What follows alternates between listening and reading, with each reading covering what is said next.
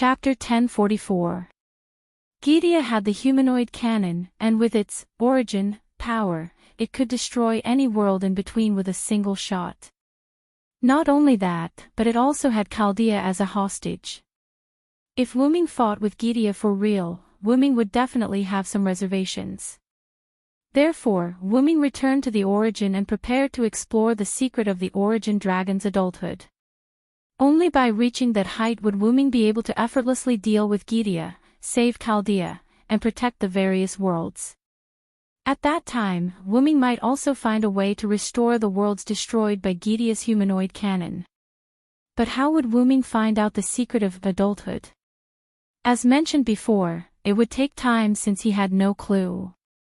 But now, Wuming had a clue, which was why he escaped and returned to the origin. Gidia was injured by the black origin mud and obtained origin power from it. Wuming looked at Enkidu and suddenly said, "So, I want to give it a try." As soon as he said that, Enkidu was shocked and his expression changed. Lord Wuming. Enkidu had been by Wuming's side for a long time, so he basically knew all of Wuming's secrets. There was not much that he did not know. Therefore, Enkidu knew very well how harmful the black origin mud was to Wuming. Most importantly, almost all of the black origin mud that wandered between worlds had been used by Gidia as bombs. There were so many of them that their power was unimaginable. Otherwise, Wuming would not have chosen to leave his body and transfer his consciousness to the backup machine. Since the black origin mud between worlds had been summoned by Gidia and caused an explosion, there was no more black origin mud between worlds. Only some worlds still had black origin mud. After wandering around for a long time, the origin black mud accidentally entered these worlds. Wuming had encountered black origin soil in quite a few worlds. The main body of Erica that Darius used was Pandora's box, which contained the origin black soil. When Wuming was fighting against the last king, Roman, in the Godslayer world, he had accidentally shattered the world barrier.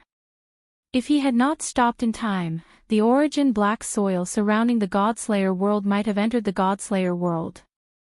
The black origin soil also existed in the Star Cup, and it had even given the Star Cup its own consciousness. The origin black mud had once existed in the root of the origin, and had almost stolen Wuming's home after Wuming's return.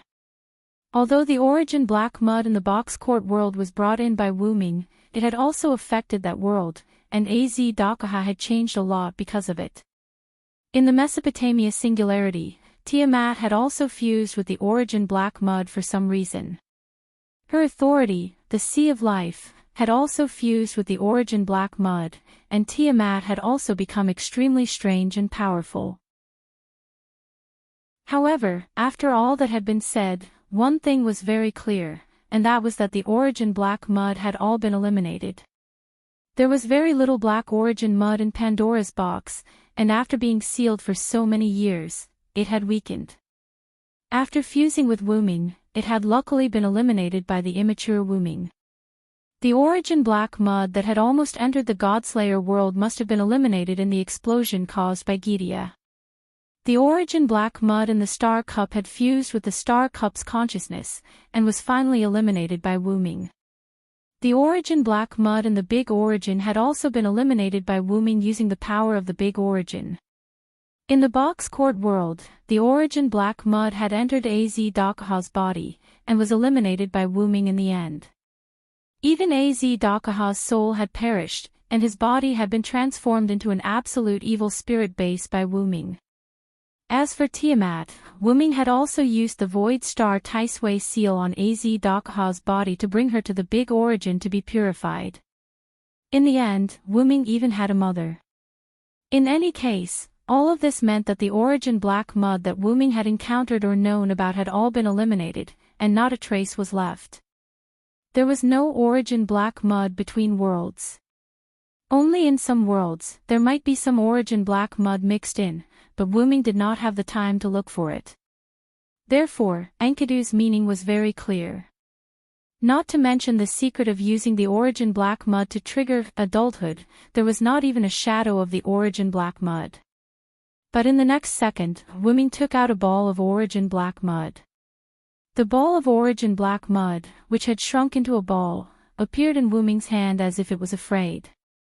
It was as smooth and round as a black jade ball, and those who did not know would have thought it was a precious jade. Lord Wuming, where did you get this? Enkidu looked at Wuming in confusion and surprise.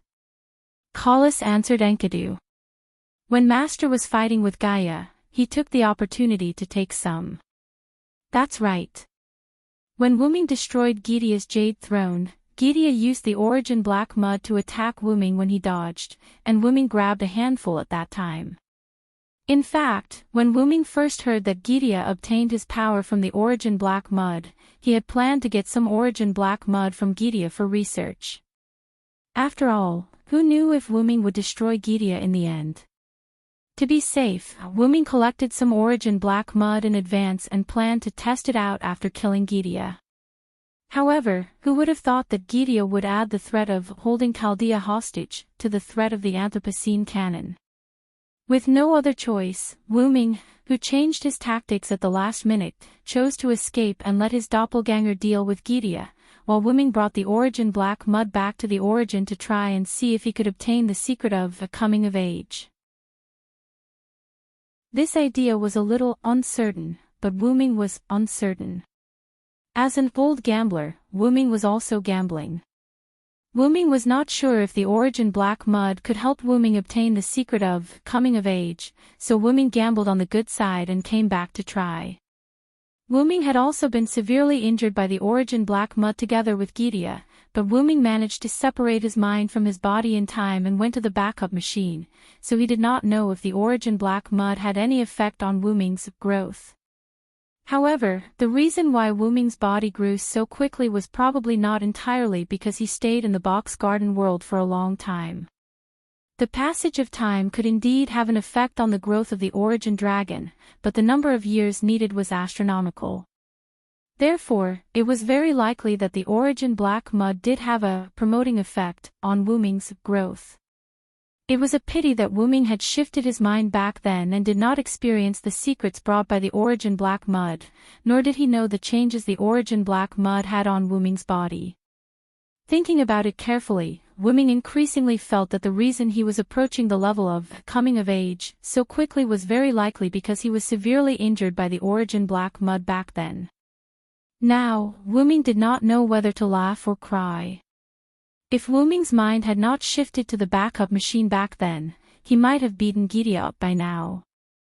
However, Wuming didn't regret it. After all, if the events of a certain time in the past were to change, then everything that Wuming experienced in the future would probably be completely different. Wuming cherished all the people and things that he had encountered so far. So, regret. That was impossible.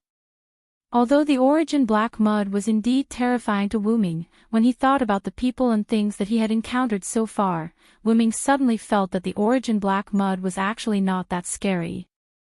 Looking at the origin black mud floating in his hand, Wuming immediately made up his mind. Chapter 1045. Suddenly, Wuming pressed the black origin soil against his heart. Thump. Thump. In an instant, Wuming's heart let out a clear sound that spread throughout the entire root. Then, Wuming showed a pained expression. Lord Wuming. Enkidu was so scared that he quickly held Wuming. Lil An, I'm fine. Wuming's pained expression eased a little, and he no longer seemed to be in so much pain. However, this was only because Wuming didn't want Enki to worry. He forced himself to relax his furrowed brows because of the pain. In fact, the pain coming from his heart was too much for Wuming to bear. Why is it so painful? Wuming wailed in his heart. This was not much less painful than when Wuming was blown up by the explosion caused by Gidea detonating the black origin soil. Back then, Wuming had instantly transferred his consciousness out of his body, so he did not suffer much damage. But this time, Wuming could be said to be enduring pain that was comparable to that time. This was double the pain of his soul and body. It could not be helped. The black origin soil had a restraining effect on Wuming, and it was much more painful than a sword piercing his body. Streams of black origin soil flowed from Wuming's heart to the platform like water droplets falling on a red-hot iron plate. The black origin soil that fell on the platform instantly evaporated. This was the manifestation of the black origin soil being eliminated by the root's defense mechanism. As long as the black origin soil left Wuming's body, it would be eliminated by the root's defense mechanism. At this moment, Wuming's hand was still pressed against his heart to prevent more black origin soil from flowing out and being wasted. Wuming had to slowly wait for the black origin soil to completely enter his body. However, the pain was unbearable. Wuming's brows, which he had forced to relax in order to not worry Enkidu, were now tightly knitted again, but the process was rather slow. "Lil N, you and Kala stay away from me." Wuming used his free hand to take off Kala's from his head and threw her into Enkidu's hands. Then, he shook off Enkidu's support, turned around, and walked a few steps to put some distance between him and Enkidu. After turning around, his brows furrowed brows instantly, and his facial expression began to distort. It was clear how painful it was. "Lord Wuming, Master." Both Enkidu and Colossus even wanted to catch up to Wuming's go. They knew that Wuming didn't want them to worry, and also didn't want them to be affected by the accident that might happen later. That was why Wuming told Enkidu and Colossus to stay away from him. However, Enkidu and Colossus wouldn't want to stay away from Wuming because of something like this. However, in the next second, a hand landed on Enkidu's shoulder. Enkidu, who was holding Colossus's head, was stunned and immediately turned around. It was Tiamat. Tiamat, who was originally sitting in a daze, stood up and walked behind Enkidu. When she saw Enkidu turn around to look at her, Tiamat let go of Enkidu's shoulder, then walked with her slender legs and slowly walked toward Wuming, who had his back facing them. "Child. Son," Tiamat walked behind Wuming and slowly spoke. Although Tiamat still stuttered when she spoke, Tiamat had a beautiful voice. Her voice was extremely beautiful. When Wuming heard it, his furrowed brows relaxed a little. The pain only eased a little, and he didn't feel any change. Therefore, Wuming was still in pain. However, in the next second, the stumbling Wuming clearly felt someone pulling him. In an instant, Wuming fell backward and was embraced by a warm embrace. Tiamat hugged Wuming, who was sitting on the ground, like a mother hugging her child.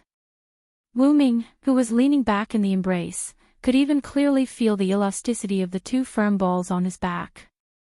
But at this moment, Wuming didn't feel anything else in his heart. There was only warmth, as comfortable as being in a mother's embrace. Ever since he could remember, Wuming only had the love of his grandfather. There was no fatherly or motherly love. Even so, Wuming could still feel from Tiamat's embrace that this was indeed a motherly love that Wuming had never felt before. Therefore, Wuming was quite infatuated with this rare motherly love. As a result, Wuming slowly adapted to the pain caused by the black root mud eroding his body from his heart. In other words, Wuming's attention shifted from the pain to the motherly love to ease the pain until he completely ignored the pain. However, Wuming's purpose was not to eliminate the pain, but to try to find the secret of adulthood when the black root mud caused damage to the body. Therefore, we must be awake. Tiamat seemed to really treat Wuming as her own son who needed to be treated wholeheartedly. She even began to help Wuming achieve his goal. Tiamat, who was half kneeling behind Wuming, hugged Wuming tightly. She rested her chin on Wuming's head. Her pink starry eyes were filled with longing and love for Wuming. She opened her small mouth full of sharp teeth and slowly sang a song. This simple song was exactly the same as Tiamat's cry when she was at the Mesopotamian singularity. However, it was different from the aggressive song from before. This time, the song contained the great love of a mother and was not aggressive at all. Wuming, who heard this song, felt as if he had been fed a hangover soup. Wu-ming, who was still indulging in motherly love, became extremely clear-headed at this moment. He also understood that Tiamat was helping him. First, she used her motherly love to remove the pain caused by the erosion of the black root mud. Then, she used her song to wake Wu-ming up at this moment. In this way, Wu-ming could concentrate on his research and explore his goal. Wu-ming's eyes were clear as he looked at Tiamat's slender arms that reached out from his shoulders and wrapped around his neck. He smiled. It seems that this mother is set on. Tiamat's behavior made Wu-ming's impression of Tiamat rise to the maximum. Previously, Wu-ming was still considering whether to deny Tiamat as his mother, but now it was confirmed. After that, Wu-ming closed his eyes. He had to hurry up and see if he made the right bet. Wu-ming focused his consciousness on his body and saw the inside of his body. The black substance was spreading little by little from his heart to all parts of his body. The black substance was the black root mud that entered Wu-ming's body. Wu-ming's hand that was originally pressed on his heart had already been put down. Because the black root mud knew that once it left his body, it would be eliminated. Therefore, it entered Wu-ming's body through his heart and spread at a speed visible to the naked eye, eroding Wu-ming's body. At this rate, Wu-ming's entire body would be occupied by the black root mud in a few minutes. Once the black root mud completely occupied Wu-ming's body, who knew what would happen? Wu-ming was willing to gamble because he had insurance. He would not put himself in mortal danger in this gamble. In the next second, a large amount of white substance appeared out of thin air in Wu-ming's body and began to fight against the black substance. This white substance was the origin power.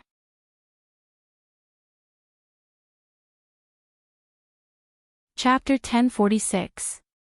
Any part of Wu-ming's body could produce origin power, which was why it could appear out of thin air inside Wu-ming's body and fight against the black substance that represented the origin black mud.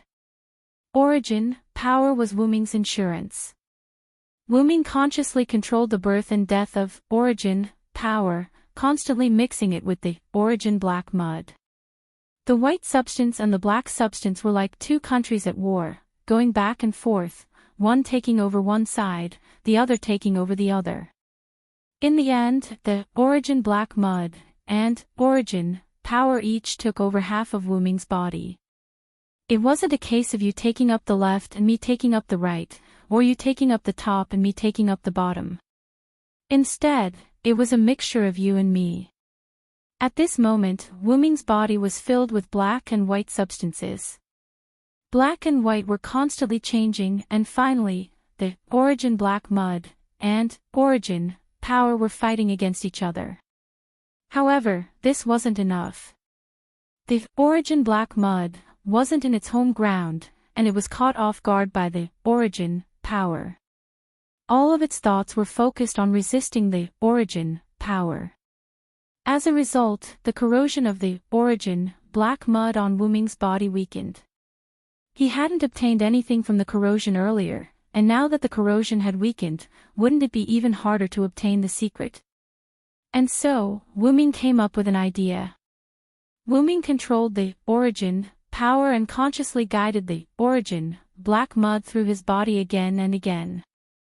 In just a few breaths' time, the origin black mud had completely covered Wu-ming's body, leaving nothing behind. However, what Wu-ming imagined didn't happen.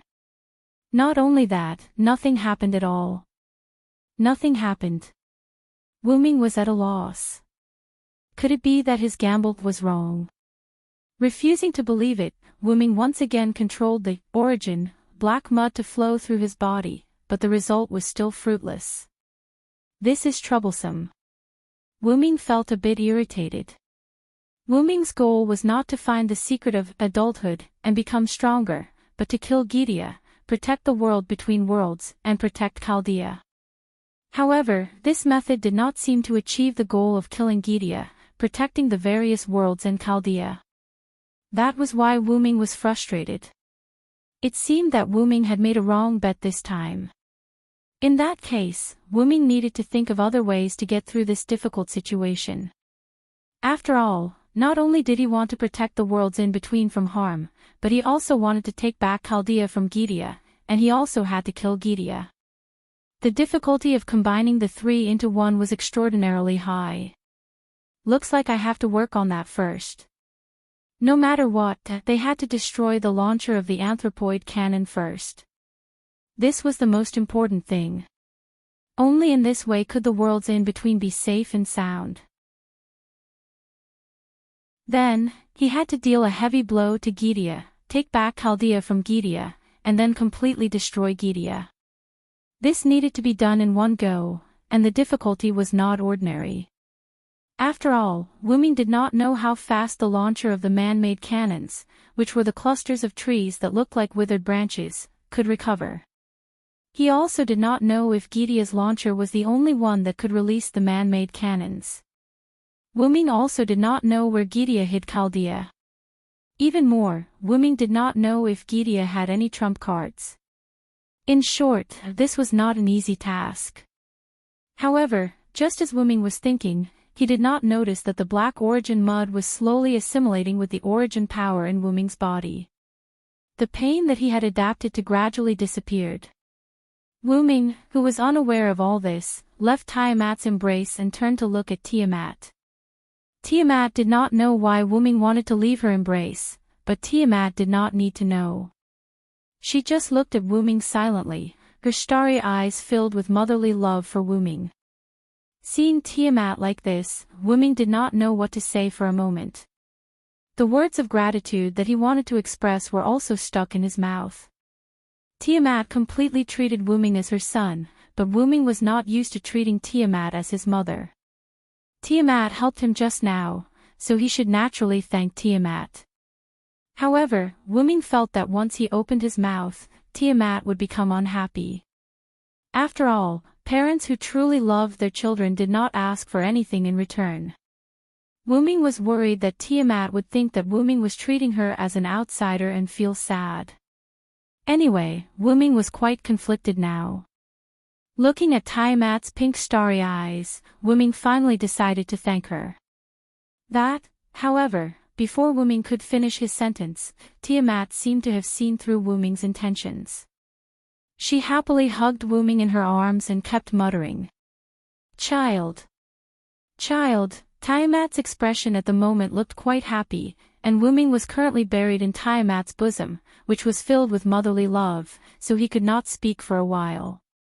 After exerting a tremendous amount of effort, Wuming finally left Tiamat's embrace.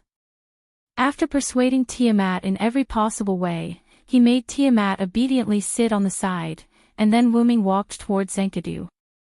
"I made the wrong bet. I have to find another way to deal with Gidia." Wuming told Enkidu and Kallis about what he had just experienced. At the same time, Wuming also told the two of them about his plan to remedy the situation. "Master, is it okay for that thing to stay in your body?" Kallis was referring to the black origin soil in Wuming's body. "I can't get rid of it for a while, but with the protection of the origin energy, the black origin soil can't do anything else." After all, it had already penetrated deep into Wuming's body and could not be instantly removed by the origin energy. However, it was not difficult to completely remove it, but it was not something that could be completely removed in a short period of time. After all, with the origin energy, it would not affect Wuming much for a while, and the pain from the black origin soil was almost gone. Therefore, Wuming decided to deal with the black origin soil in his body after he successfully killed Gidia and took back Chaldea. Next, he would need the help of Enkidu and Kallis to deal with Gidia. He would use all the power he could to severely injure Gidia and take back Chaldea from Gidia. "Use my power as you wish, Master Wuming." After Enkidu finished speaking, he turned into a golden chain and wrapped around Wuming's arm, leaving Kallis floating in the air. "Although I don't have the ability to attack directly, I will stay by your side and assist you, Master." Kallis flew directly onto Wuming's head and settled down. Then, Wuming looked at Tiamat, who was sitting obediently not far away. After Tiamat returned his gaze, Wuming also calmed down. Wuming transformed into a huge origin dragon, rushed into the void, and disappeared.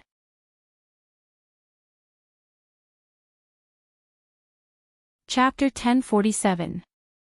The world that was formed by a few clones was destroyed by Gidia. This was something that could not be helped. Putting aside the fact that Gidia's humanoid canon had the power to destroy an entire world with the support of his origin energy, the world that Wuming's clones created was just a very simple world. Apart from the storm and the ocean, there was nothing else. There was not even land. Even if Silent's doppelganger tried his best to stop Gaia's anthropoid cannon, even if it was just the aftershocks, after a few rounds, this simple world would not collapse because of the aftershocks. On the other hand, Gidia's time temple was still intact apart from the jade throne that Wuming smashed with his claw. After all, the Temple of Time was King Solomon's second noble artifact. Later on, it was obtained by Gaia. Now, it was tempered, modified, and strengthened by the power of origin. It would be difficult to destroy it completely. At the very least, if Gaia's artificial cannons wanted to destroy the Temple of Time, they would have to hit it at least 3 times. This was enough to prove how powerful the Time Temple was. Gidia, who had returned to the world, flew to the ruins of the Jade Throne and sat on a fragment as if the Jade Throne was not destroyed. Interesting, very interesting. I didn't expect you to be able to create a world. Gidia praised Wuming. No matter how simple a world was, it was still a world. As long as it was completed in the future, it might be possible to form a world that operated on its own. Facing Gidia's praise, Wuming's clones continued to pretend to be his original body. I've studied the inherent barrier. With my own ability, it's not difficult for me to create such a simple world. Wuming's clones were right. Wuming had been studying the inherent barrier since the beginning. The inherent barrier itself was a world that could exist on its own but required mana to maintain. Wuming's clones were originally God's powers. With this knowledge, it was not difficult for Wuming to create a simple world on his own. However, it was Wuming's first time using the inherent barrier to create a world. Compared to Gidia, Wuming was showing off in front of an expert. After all, Gaia's noble phantasm, or rather, the second noble phantasm that originally belonged to Solomon, the time to wear the crown has come to inspire all things, as Paulina, which was the Temple of Time, was actually an inherent enchantment. It was a space that gathered and integrated the history of mankind that had been converted into mana. It existed in an imaginary space that was isolated from the usual flow of time. It was originally an inherent barrier, but it later became a singularity. Later on, due to the origin power and Gidia's control of the relic, it became a special small world. If Gidia wanted to, the Time Temple could undoubtedly become a new world. However, Gidia did not want to do that. That was why he kept the Time Temple in its current state, leaving the moon-shaped world and coming to this world. Therefore, in a sense, Wuming was showing off in front of an expert. You're really strong, Gidia. Gidia chose the right battlefield and grasped Wuming's weakness, so Wuming did not dare to fight with all his strength against Gidia. It could be said that he had all the right time, place, and people. Gidia had the artificial cannon that could easily destroy the world, and the battlefield between Wuming and Gidia was still between countless worlds. In addition, Wuming was also threatened by Gidia to some extent, so he could not fight with Gidia at all. If one were to simply compare Wuming and Gidia, Wuming's individual combat ability was very strong, while Gidia's was good at AoE damage. In short, all the factors added together were quite unfavorable to Wuming. However, it was good that Gidia's moves were simple and did not have any strange abilities. Wuming could still deal with it, but if he wanted to defeat Gidia under such conditions, he still had to plan for the long term. In other words, he had to stall for time. Everything Wuming was doing now was to stall for time. Whether it was building the world, chatting with Gidia, or stopping Gidia from releasing the artificial cannon, they were all stalling for time. In order to avoid being too deliberate, Wuming also took the initiative to attack, but those were all harmless attacks that basically did not have any effect on Gideon. However, in the end, he still did not find any good way and could only rely on force to break through. Wuming's clone had received the plan of the main body, and the main body was also rushing here. What Wuming's clone needed to do was to cover for the next plan and make the best preparations. First, he needed to destroy Gideon's launcher that launched the artificial cannon, the huge sphere made of dead branches. Glancing at the sphere from the corner of his eye, Wuming's clone let go of the blade of salvation and let it float in the dragon-shaped phantasm around him. Then, Wuming's doppelganger raised a hand and chanted, "For victory, come to me quickly. Immortal sun, please give me a shining steed. O spirited horse, with the lifeline of my origin dragon, I bestow upon the eternal glory. Bring forth my radiant wheel of light." Wuming's clone suddenly emitted light. In this universe-like world, it was like a sun. This was an enhanced version of the spirit that could double the power of the sun incarnation. A star appeared in front of Gideon. The light made Gideon unable to open his eyes for a while, although Wuming's clone did not know whether Gideon had eyes or not. The next second, the star rushed to Gideon. What? Gaia stood up from the jade throne fragment in the face of the star that was rushing towards her. She looked surprised. The reason was very simple. Regardless of whether Gideon was threatening him or not, Chaldea was on Gideon's side. If Gideon did not protect Chaldea, Chaldea would definitely be destroyed under the impact of this star. Did the other party not care about Chaldea's safety? Just as Gideon mobilized the demon god pillar and prepared to defend, the huge star suddenly flickered and disappeared. No, it didn't disappear. Gaia could feel that her back was burning hot at the moment. And the star did not disappear, but moved so fast that it teleported. The incarnations on Wuming's clone had not been removed. The phoenix incarnation was still there, but the burden on the body was not small. Wuming's clone used the sun incarnation. It seemed to be rushing to Gideon, but in fact, it was aiming at the reloaded anthropoid cannon behind Gideon. The star came into contact with the launcher of the anthropoid cannon, and the next second, thunder, hurricane, vortex, and undercurrent full of destruction all exploded in the star. And in this way, the whole star that was originally stable exploded.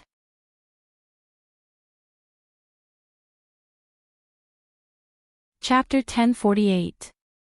Wuming's clone used his various avatars as ammunition to detonate the sun avatar, using it as a bomb to explode behind Gideon. He wanted to destroy the artificial cannon's launcher, which was the cluster of branches. Without a doubt, Wuming's clone succeeded. After the violent explosion, the smoke and dust dispersed. Gideon had already been protected by the demon god pillars, preventing him from being affected by the explosion. Although it was an attack aimed at the artificial cannon's launcher, it also contained the power of the source. The aftermath was enough to make Gideon suffer, so he had to be on guard. Because the explosion had ended, only a few demon god pillars remained. The barrier dissipated, and Gideon's figure reappeared. Because it was just too powerful, and with the suppression of the power of the source, the demon god pillars did not have the time to split and grow. Just then, all the demon god pillars stood in front of Gideon, but even so, only a few demon god pillars remained. However, the demon god pillars successfully protected Gideon, not letting Gideon suffer any damage. And as long as there was a demon god pillar, and as long as Gideon existed, the 72 demon god pillars would regenerate. However, the few fragments left behind by the Jade Throne had basically all shattered. As for Wuming's clone's target, the artificial cannon's launcher, it had disappeared. In Gideon's senses, the artificial cannon's launcher had been destroyed by Wuming in the explosion of the star just now. That's self-destruction, right? The explosion of the star just now was without a doubt self-destruction. Otherwise, how could it be so powerful? If Wuming really had such a powerful move, he could have used it right from the start. Why would he waste so much time with Gidia? However, why would he self-destruct? Even Gidia did not expect Wuming to choose to self-destruct. After all, no matter who stood in Wuming's perspective, no one would do that, right? After all, Gidia's goal was to kill Wuming. His self-destruction was what Gidia wanted, but Wuming should have aimed at Gidia before self-destructing. Also, was Wuming going to die just like that? That was too ridiculous. Even Gidia would not believe it. Then what was going on? Just as Gidia was thinking, a meteor streaked across the cosmos-like sky between worlds. The meteor's target was Gidia. When the meteor was still a long distance away from Gaia discovered the meteor's tracks. After all, it was too strange for a meteor to appear at this time. Was this Wuming's trump card? However, the star that Wuming had just created had indeed self-destructed. Gidia could clearly sense Wuming's aura disappearing bit by bit. Is this a unique phenomenon between worlds? Gidia decided to observe for now. However, just as Gidia was thinking, the meteor arrived before Gidia in an instant. It was not a meteor. It was Wuming in his huge dragon form. Roar! Wuming roared furiously and swiped at Gidia with his claws imbued with the power of origin. Because the demon god pillars had not fully recovered, a few demon god pillars could not block the claw imbued with the power of origin. Rip! Immediately, the demon god pillars were severed and Gidia was sent flying. Wuming's figure stopped where Gidia was originally. With a swipe of his claws, he shattered the demon god pillars that had been severed into pieces and disappeared. He had to destroy all of the demon god pillars while there were only a few left. The demon god pillars' recovery speed was suppressed by the power of origin. Now, Gidia did not have a single demon god pillar that he could use. And Gidia was finally injured by Wuming. Gaia, who had been sent flying, steadied herself and touched her chest. An extremely exaggerated wound stretched from Gidia's shoulder to his waist. A piercing pain surged into Gidia's head. Before Wuming's claws reached Gidia, the remaining demon god pillars protected Gidia, allowing Gidia to avoid Wuming's direct attack. As a result, this wound was not caused by Wuming's claws, but by the power of origin imbued within Wuming's claws, or in other words, by grazing Gidia. Otherwise, Gaia wouldn't only have one wound on her body. A blue figure appeared from the hole in Gidia's chest. It was the crystal ball that stored Chaldea's base. As Gidia touched the wound, the Chaldea's crystal ball fused into Gidia's body again. Clearly, Gidia had hidden Chaldea even deeper in his body. The sharp-eyed Wuming obviously saw this. So it was there. Now, all the demon god pillars had been destroyed and the artificial cannon's launcher had been destroyed. Chaldea's location had also been found. Now, as long as he took Chaldea back, Gidia would lose everything he relied on. And Wuming had discovered a new move. With a wave of Wuming's dragon claw, a dozen meteors flew towards Gidia. At a closer look, those were not meteors at all. They were clearly Wuming. Or in other words, they were Wuming's clones. And these clones were not as strong as Wuming. They were even much weaker than Wuming. So, even if there were more of them, Gidia was not afraid. At the same time, he also knew why that Wuming had self-destructed so easily. Because that was also a clone. Just like the soundless creatures that were flying towards it. Mere clones. Gidia clasped his hands together and opened them again. Countless origin black mud spurted out from Gidia's palms like lasers. In an instant, a few Wuming's clones were hit. However, there were also clones that survived. These clones took the opportunity to approach Gidia. Immediately, the surroundings emitted a star-like light. Could it be? Gidia realized something. In the next second, several stars surrounded Gideon and exploded. This was Wu Ming's new move. Using the clones as bombs, he used the sun incarnation with all his strength. With the power of self-destruction, he attacked Gideon. Such a disgusting move was simply Wu Ming's signature move. It was a pity that Wu Ming had not discovered this point before. Art was explosions. Sure enough, each of the 12 clones was useful. It was just a matter of whether they knew how to use it or not. After the explosion, Gideon flew out from the smoke that had not yet dissipated. His face was full of anger. Perhaps he was disgusted by Wu Ming's move. "Aren't you afraid of hurting Chaldea?" Gideon was right. The explosion of Wu Ming's clones was not that powerful, but it was not small either. It was almost comparable to the gas explosion in Winterwood City.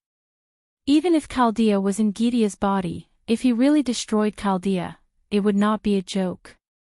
However, Wu Ming smiled at Gideon. The explosion caused by self-destruction is almost all the power of the source. How could it hurt Chaldea? That's right. Whether it was the sun incarnation or the other clones, or Wu Ming's sun incarnation, they were all driven by the purest power of the source. From a human's point of view, these explosions were very ordinary. They could not hurt Chaldea's defense at all. But for Gideon, who had the black soil, it would definitely cause double the damage. When Wu Ming slapped Gideon away with his claw, he clearly saw that Gideon was injured, while Chaldea's crystal ball was fine. Obviously, as long as he attacked with pure source power, he would not hurt Chaldea. Reducing the power of the explosion and increasing the concentration of source power would not affect Chaldea much. This was the effective method Wu Ming accidentally found to deal with Gideon.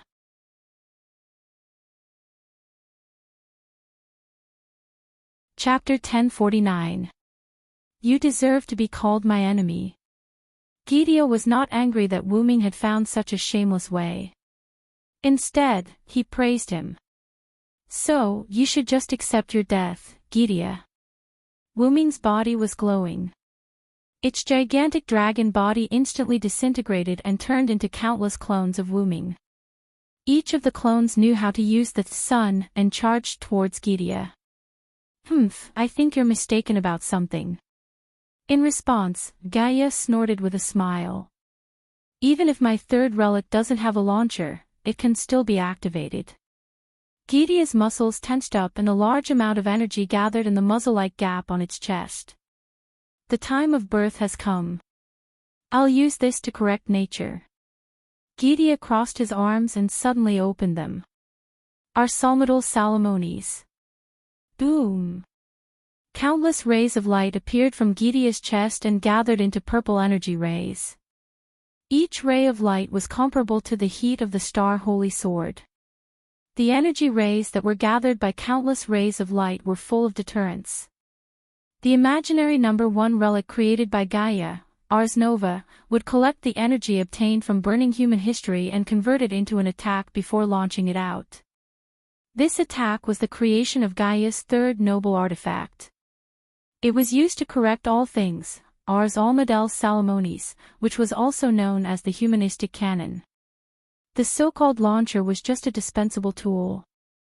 To Gaia, even if it did not have a launcher, as a relic that it had mastered, it could still retract and release it as it pleased.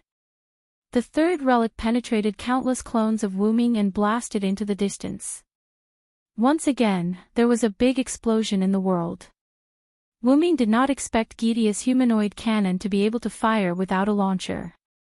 After all, he did not expect Gideon to be able to turn the energy from burning human history into a relic.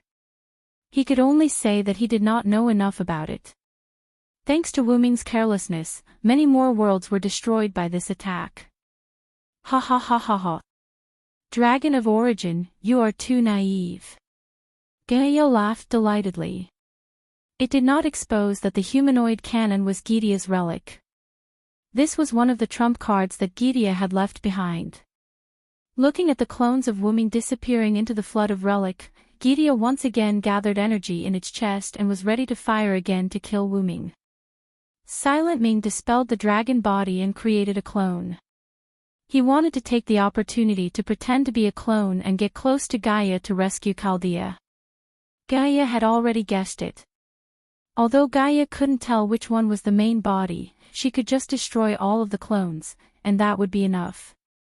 Die, Ars Almadel Salamones, the time of birth has come, thus correcting all things. However, just as Gidia was about to release the second relic, tens of weapons flew toward Gidia out of thin air.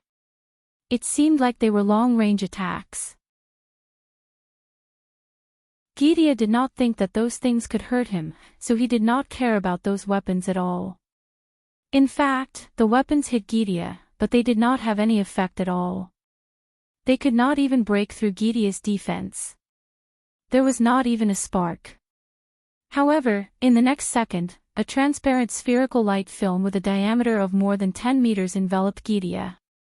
What's this? Gidia recognized the spherical light that enveloped him. It was Wu Ming's defensive skill. It seemed to be a relic.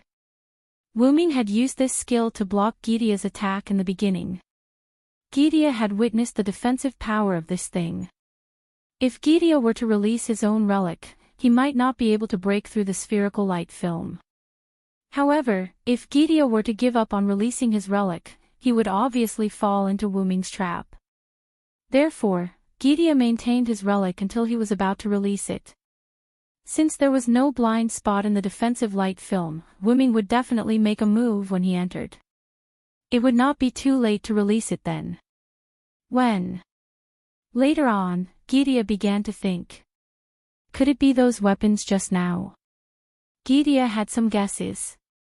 This was a relic with a physical form. Moreover, it was very likely that it had mixed in with the dozens of weapons just now and approached Gidia together. That was why Gidia was enveloped by the light film. In reality, Gidia had guessed correctly. Wu Ming used the Manchala formation to release a large number of weapons and hid his paradox armor among them. Wu Ming believed that Gidia would not stop releasing his relic because of a few weapons that were not enough to deter him. As expected, Gidia was hit because of this. Suddenly, the 9 rings on Gidia's fingers flashed. The 9 rings left behind by King Solomon were not just for show. Even if they were almost useless against Wu Ming, they could provide Gidia with part of his wisdom. Gidia began to think again. There was no need for Wu Ming to get close to Gidia to take back Chaldea. Wu Ming could totally attack Gidia first. After all, Wu Ming knew that he could use pure origin power to hurt Gidia without affecting Chaldea. In the next second, a gap appeared in the spherical light film that enveloped Gidia. An extremely large flood surged into the spherical light film. The flood contained a large amount of pure origin power and could cause great harm to Gidia. However, the flood would cause very little harm to Chaldea. It could be said that it was killing 2 birds with 1 stone. Seeing this, Gidia was even more certain that he had understood Wu Ming's intention. At that moment, the relic that he had gathered earlier was instantly launched toward the gap. Hundreds of millions of rays of light that were comparable to the star creation holy sword instantly blocked the gap that appeared in the spherical light film. Before the flood that entered through the gap could splash onto Gidia, the gap was blocked. Now, Gidia thought that he had more or less understood Wu Ming's moves. If it was the same move again, Gidia was confident that he would not fall for it. Just as Gidia was thinking that, there was a fluctuation in front of Gidia. Wu Ming appeared out of nowhere and slashed Gidia with the divine blade of salvation. Swoosh, bang, at the same time, the spherical light film that surrounded Gidia shattered, and Gidia was sent flying again. It was exactly the same as the previous scene. However, this time, Wu Ming had an additional item in his hand. The Chaldea crystal ball was in Wu Ming's hand when he slashed Gidia. It's all thanks to you, Kalas. Wu Ming praised Kalas. It's my duty and honor, master. Kalas answered respectfully. Wu Ming's goal from the beginning was never to attack Gidia, but to take back Chaldea. Wuming had indeed hidden in his clone for Gidia to see, letting Gidia know that Wuming's goal was Chaldea. After that, the armor of paradox and the flood mixed with the source of power were just a feint to make Gidia think that Wuming's goal was Gidia.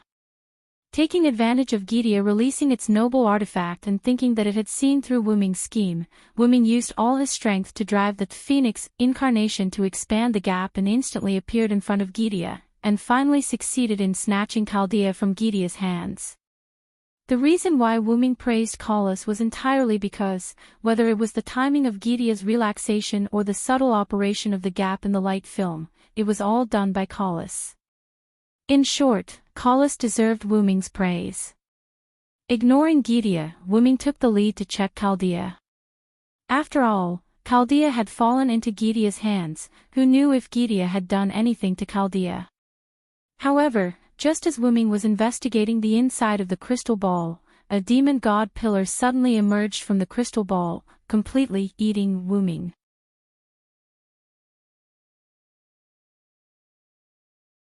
Chapter 1050. The demon god pillar came so suddenly that Wuming did not even have time to react before he was completely engulfed by the demon god pillar. At this time, Gidia, who stabilized himself after flying backwards, laughed loudly. Ha ha ha ha. You didn't expect it, did you? Dragon of Origin. I have already released Floro's seal.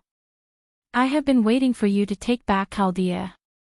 That's right, as early as when Gidia took back Chaldea, Gidia had already released Floros from the Holy Grail. The wisdom provided by King Solomon's 9 rings to Gidia was not that simple. Gidia's plan was inseparable from that wisdom. After Floros broke free from the seal, it had been lurking in Chaldea, transforming into Leviticus. While chatting with the people in Chaldea and persuading them to surrender, it was silently waiting for the right time. And this time was the moment when Wuming took back Chaldea. Therefore, the reason why Wuming was able to take back Chaldea was also part of Gidia's plan. In order to not let you see any clues, I spent a lot of effort to let you successfully take back Chaldea. Now, enjoy the feast of the Black Origin Mud that I left for you. The Black Origin Mud was Wuming's natural enemy, but to completely kill him, the first way was to use the Black Origin Mud to continuously attack Wuming. The second way was to use more Black Origin Mud than Wuming could bear to swallow Wuming in one fell swoop. This was like insecticide and mosquitoes. Spraying insecticide at mosquitoes, because of the air flow and other external factors, mosquitoes would not die instantly. Therefore, it was necessary to continuously spray insecticide at mosquitoes to achieve the goal of killing them. However, if the mosquitoes were directly soaked in the insecticide, even if they were not poisoned to death, they would drown. It was simple and crude. The first move was obviously unreliable against Wuming. After all, Wuming wasn't weak, so there was no way he could use the Black Origin soil to continuously attack Wuming. As such, he had no choice but to use the second move. Therefore, Gidia planned this conspiracy and gave almost all of the Origin Black soil to Floros for safekeeping. He only kept a little for himself to use as a means of attack. Gidia was prepared to use the Black Origin Mud to devour Wuming and kill him. And now, their scheme had succeeded. What a pity, Origin Dragon. I still can't forget the pain you gave me. I have to thank you properly. There was clearly something wrong with the demon god pillar Flawless's voice. It was meaningless. Flawless's brain must have become abnormal in the seal of endless darkness. One should know that Flawless was sealed by one of the 12 incarnations, the warrior incarnation, with the golden sword. That was the golden sword that separated Flawless from the concept of the 72 demon god pillars. The seal on the golden sword was a seal that transcended time and space. Who knew how long Flawless had stayed in the seal for?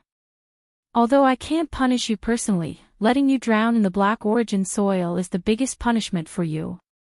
Ha ha ha ha. To Wuming, the Black Origin soil could be said to be the poison of all poisons. Letting Wuming drown in the black origin soil, Wuming would undoubtedly suffer intense pain in both his body and soul before he died. There was indeed no punishment more severe than this. The demon god pillar Flawless kept squirming. A trace of the black origin soil leaked out from Flawless's body. From the very beginning, after swallowing Wuming, Flawless began to squirm. That was the black origin soil that existed in Flawless's body rioting. It was like a stone that was thrown into a lake. After Wuming was swallowed by the demon god pillar, Wuming's consciousness became blurry.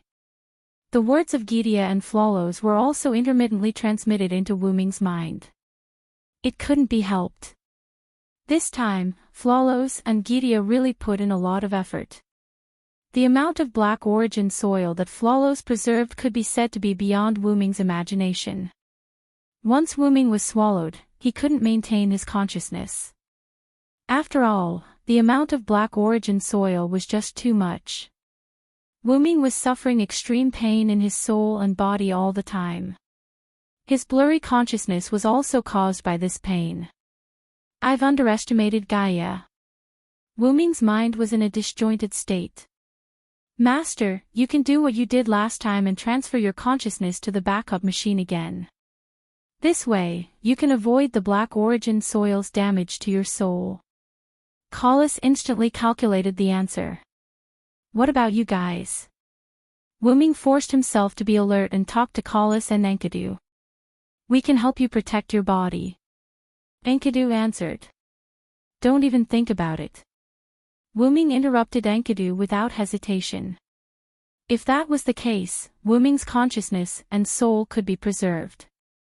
However, this body would be finished. This body that had lost its mental resistance would definitely be completely consumed by the black origin soil.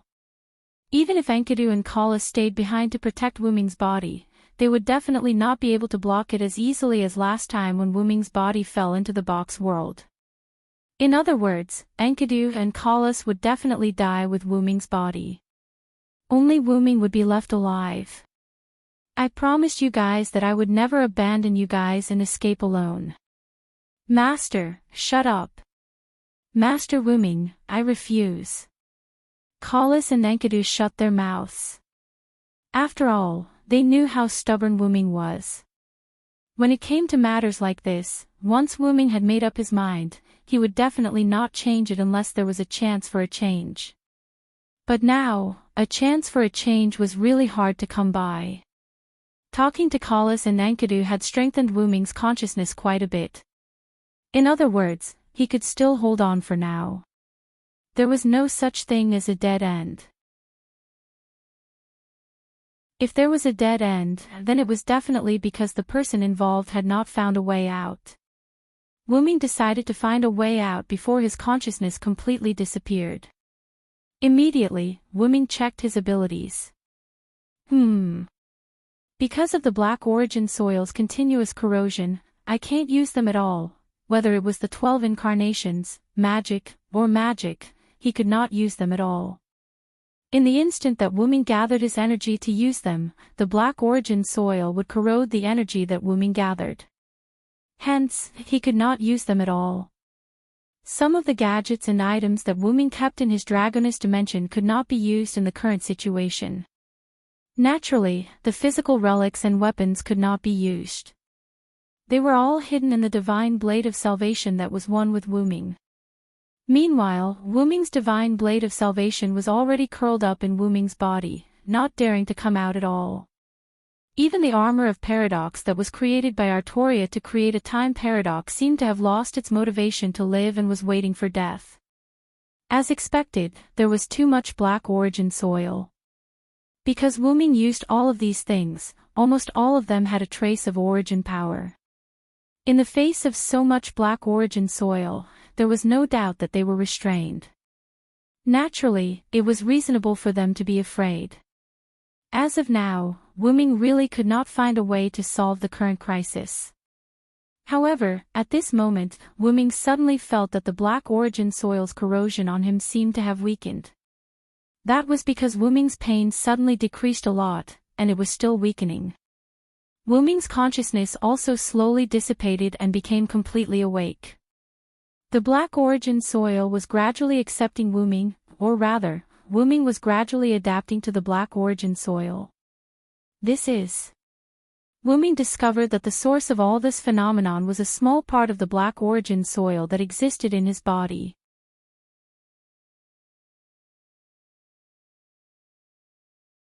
Chapter 1051. For some reason, the black mud that Wu Ming had left in his body had fused with the source power in Wu Ming's body. Because the fusion was slow and Wu Ming was focused on fighting Gidia, he did not notice this. However, most importantly, the black mud that had fused with the source power did not pose a threat to Wu Ming.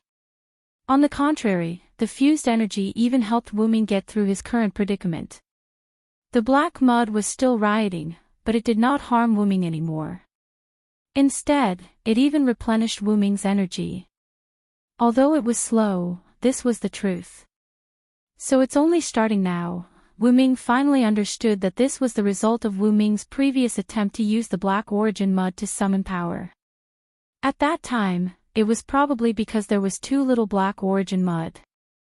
Now, Wu Ming was directly soaking in the black origin mud. In addition, the black origin mud in Wu Ming's body, which had fused with the power of origin, had a stimulating effect. With these two factors working together, it successfully caused a phenomenon that Wu Ming had never seen before. This power seems to be the source power. Wu Ming sensed the power after the black mud fused with the source power and found that this power seemed to be the source power. It is indeed the source power, but it's different from my source power. After the fusion, Wu Ming felt that the new power was the source power, and it was almost the same as before.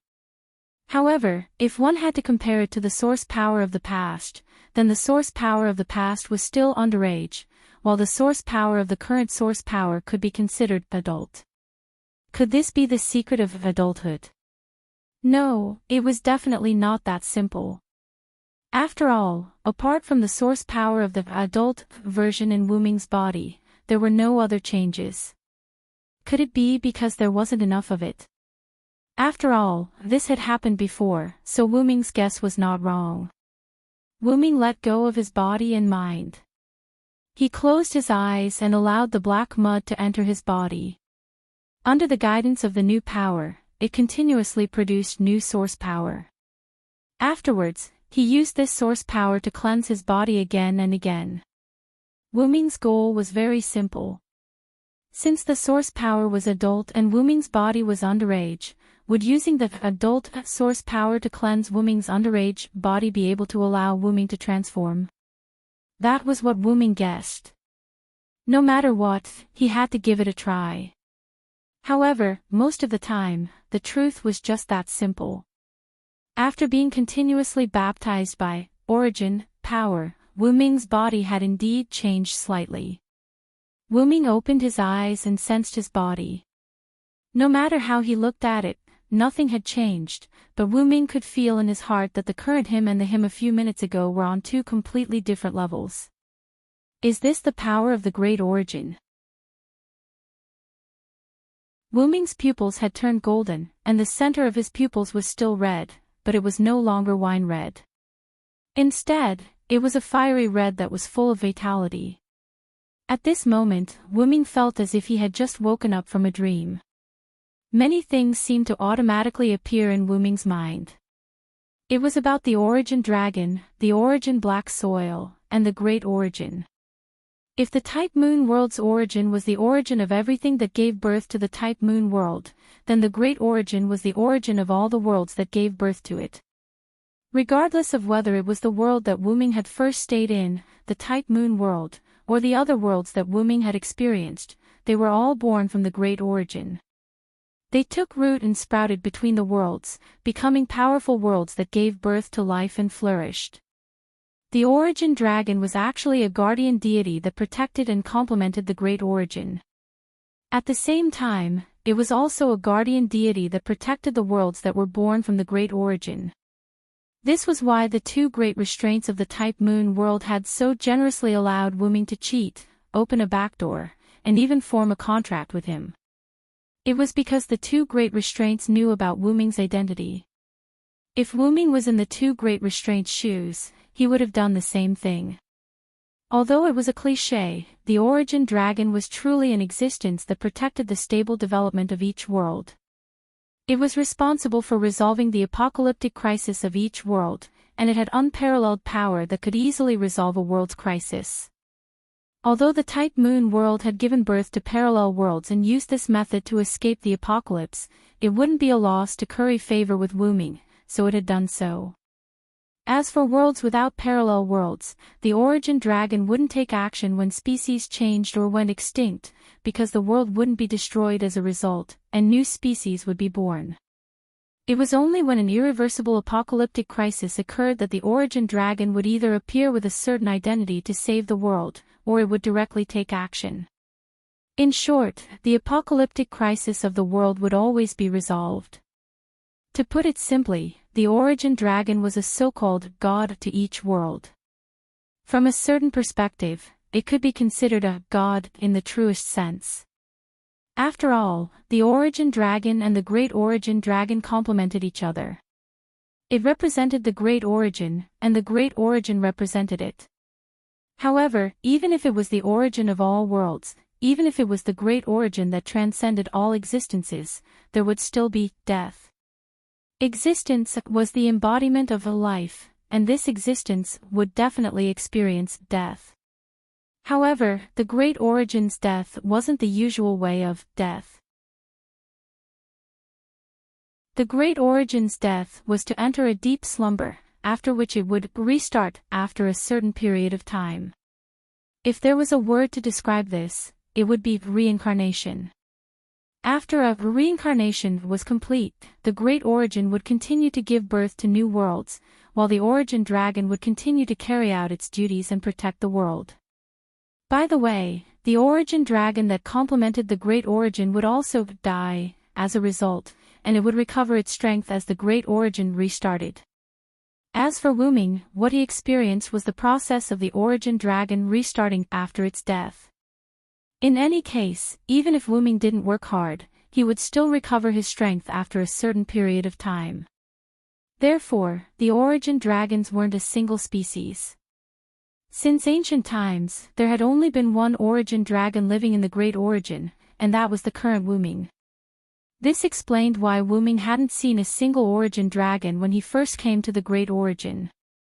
The origin dragon's aura that Wu Ming sensed back then was also left behind by him.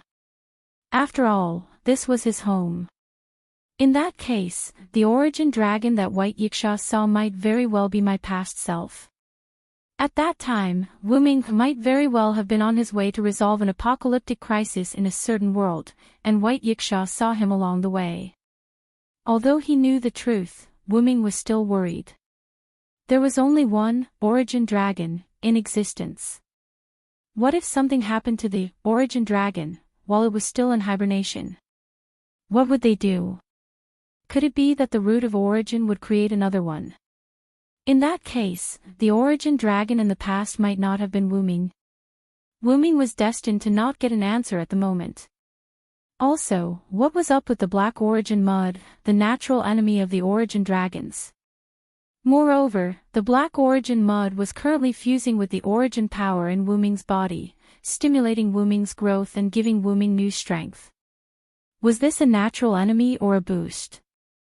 Unfortunately, that was all the information that appeared in Wu Ming's mind. It was probably because Wu Ming hadn't fully matured yet. Either that, or he would only know the rest after returning to the great origin. Call us, and Wu Ming called out. Master. Lord Wu Ming. A golden heaven lock vaguely appeared on Wu Ming's arm, while the crown on Wu Ming's head glowed. The two were responding to Wu Ming. Although they didn't know what had happened, they knew that Wu Ming had survived the danger. That was all they needed to know. It's time to go out and end this.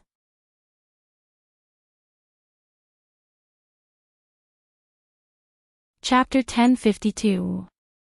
In the outside world, Gidia, who had rested for a while, sat down on a random spot in the Time God's palace. Gidia had paid a price for creating a situation where he could kill Wu Ming completely. He had been injured by wounding several times. After all, he had put on a good show. But fortunately, the plan had succeeded. When Gideon thought about how he could get rid of all future troubles, the pain on his body did not hurt as much. Next, we'll reach the root and achieve our great cause. Although Gideon was Wuming's enemy, his thoughts were also based on the great cause. That was why Gideon did not think that he had done anything wrong. At this moment, he only felt slightly emotional and perplexed because the great cause was about to be achieved. He was emotional that after thousands of years of hard work, he had finally achieved his goal. He was perplexed about what he should do next after achieving his goal. When anyone's final goal was about to be achieved, if he did not die, he would definitely feel perplexed about the future. Moreover, Gideon was someone who had no friends, relatives, family, or hobbies. He only had the ultimate goal of saving the world through the burning of human principles. I missed the king a little. Gideon used the burning of human principles after all. It was just a magic technique. Although he called himself the demon god king, he did not have many subordinates under him. Although the 72 demon god pillars were Gideon's subordinates in name and treated Gideon as their king, Gideon was an amalgamation of the 72 demon god pillars' consciousnesses. When Gideon spoke to different people, he would show different personalities. This was also because Gideon was an amalgamation of the 72 demon god pillars' consciousnesses. Gideon could be said to be a loner. It could only be said that Gideon's relationship with the 72 demon god pillars was rather strange. Gideon was one of the 72 demon god pillars, but not the 72 demon god pillars.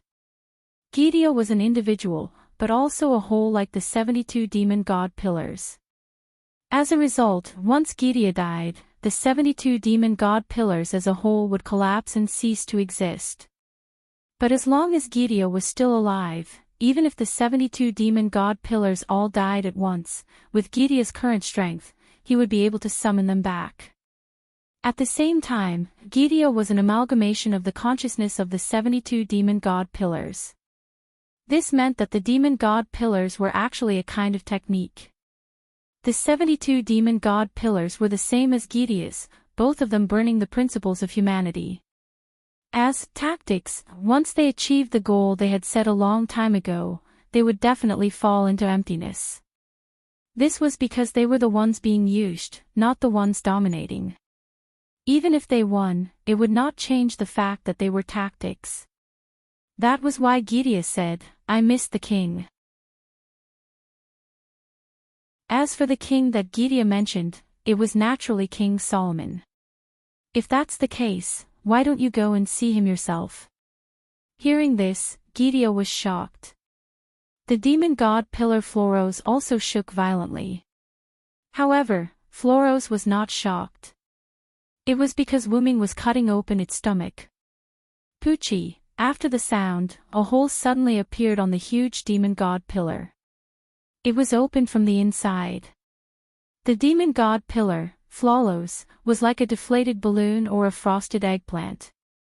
The entire demon god pillar shrank because of this hole, and withered. And from the hole that suddenly appeared on the demon god pillar Floros, a stream of light instantly flew out. It floated in the sky and revealed a figure. It was Wuming. "You're actually still alive." Gideon was in disbelief. This feeling was like, you clearly soaked a mosquito in insecticide, but after a while, the mosquito reappeared in front of you alive and kicking. It even changed from a centimeter in size into a monster. Who wouldn't be shocked? And after being shocked, Gideon became angry. The existence that you thought you could kill didn't die, but was still alive and kicking. Who wouldn't be angry? As for Floros, it was already too busy to care about itself. It didn't have time to be angry or shocked. Floros was like a fish out of water. Its whole body struggled in pain.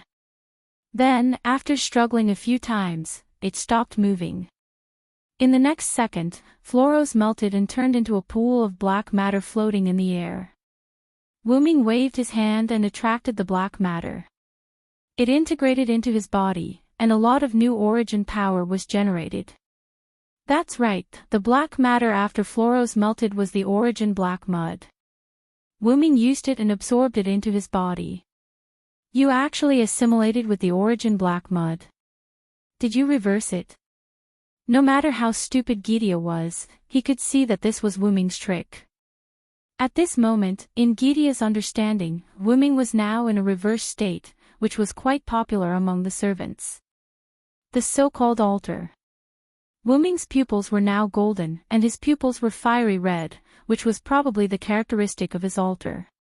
Otherwise, how could he turn Floros into the origin black mud and absorb it? One must know that the origin black mud was like poison to Wuming. I just happened to get a new power. For Gidia's guess, Wuming did not give a positive answer. Although it was not a secret, Wuming also knew that his change was not something worth telling the enemy. However, Wuming's ambiguous words, in Gidia's ears, was admitting that Wuming had been altered. Come and try my new power, Gidia. Wuming shouted and waved his hand. Countless origin black mud-like monstrous waves appeared out of thin air behind Wuming, raised high, and rushed toward Gidia. This posture was bound to cover Gidia in an instant. Now, Gidia also realized that he may no longer be Wuming's opponent, but even so, Gidia would not give up. My great cause, my ideals, the meaning of my birth, will never end with being destroyed by you. Gidia seemed to be going all out, his body trembled violently, and then began to burn. This was Gaia, the burning of human principles style, using all the power of the burning of human principles. My name is Gidia. Humanity burning humanity. Demonic King Gidia. Gidia's muscles were tight, as if all of his energy was about to explode. Then, Gidia hugged his chest and clenched his fists. The muzzle-like thing on Gidia's chest began to gather purple energy that was so red that it was black. Gaia had gathered so much energy that her entire body was cracking. She suddenly spread out her arms, and the purple energy that had gathered in front of her chest, which was so purple that it was turning black and red, suddenly shot out. Third relic, activate. The time of birth has come, use this to correct everything, this is my everything. Ars. Almadel. Salomonis. Gidia's relic was released at a scale that had never been seen before on Wuming. Gidia's body was cracking at an accelerated speed. Such an enormous amount of energy was not something that Gidia could release in one go. Perhaps, even if Gidia won, it would be overloaded and cause its body to collapse. Gidia was going for broke. This was a battle where there was no victory, and it was a battle where one's life was at stake. This was Gidia's farewell, and at the same time, it was Gidia's unwillingness. All of this ended as the unimaginable giant pillar of black-red aurora collided with the black mud that was like a monstrous wave. There was no explosion as expected. There was only a white light that was produced when the two collided. The white light seemed to have covered the entire world in an instant. Time seemed to have stopped at this moment. However, the most important thing was that everything had ended.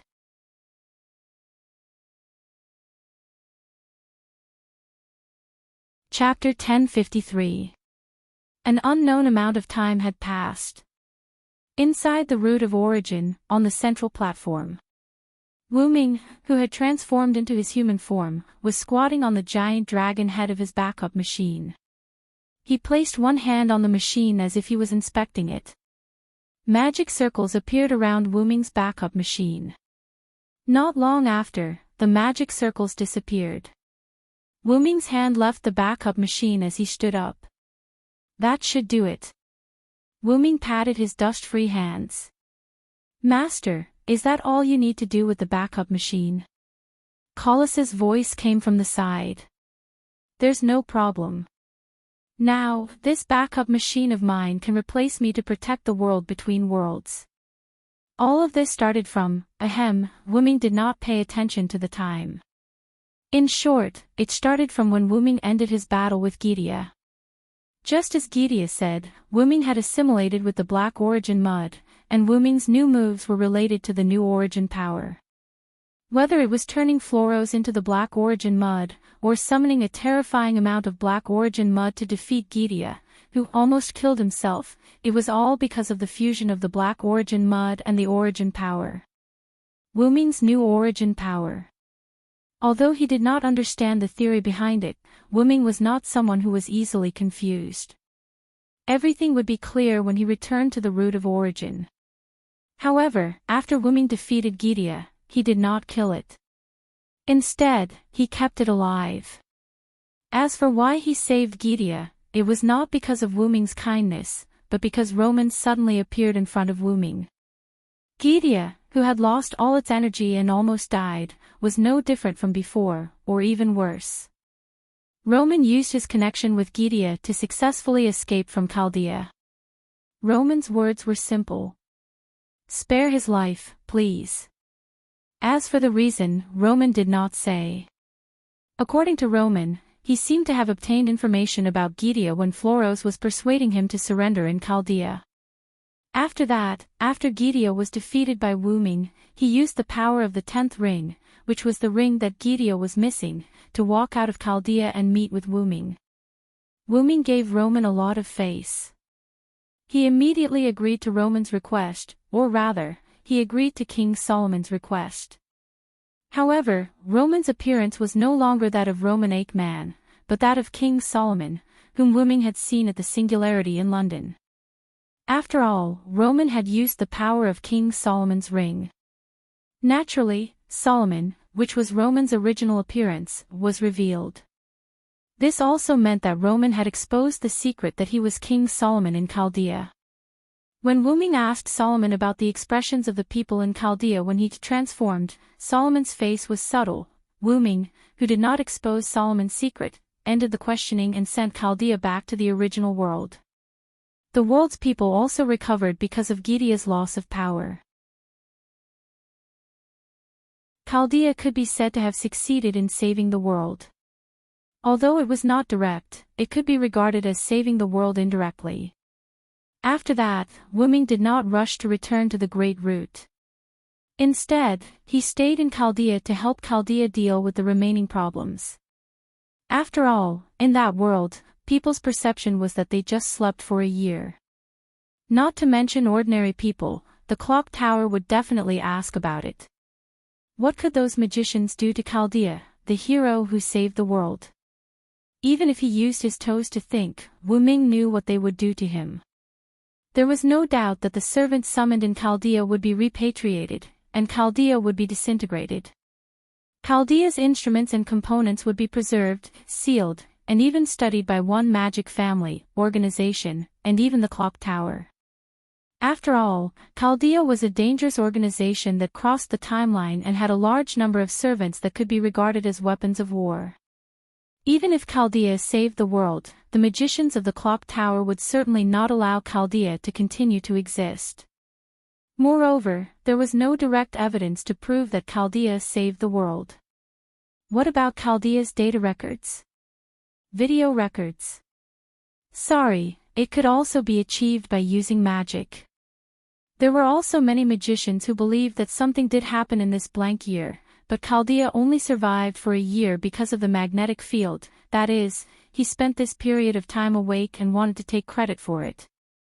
In short, Chaldea would face a lot of trouble.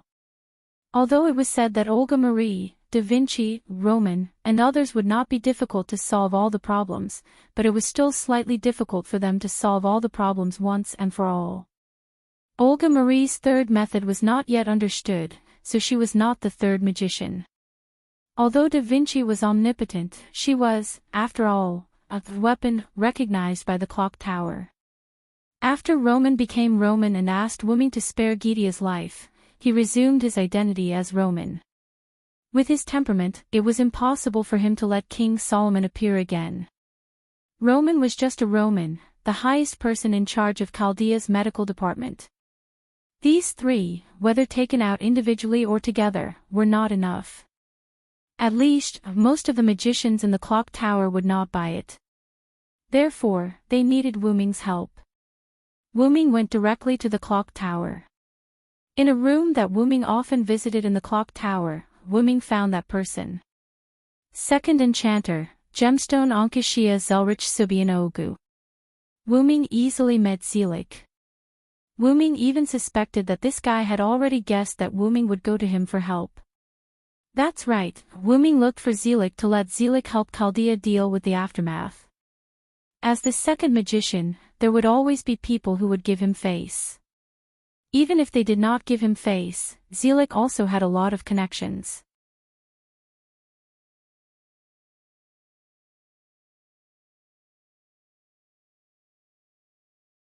Chapter 1054.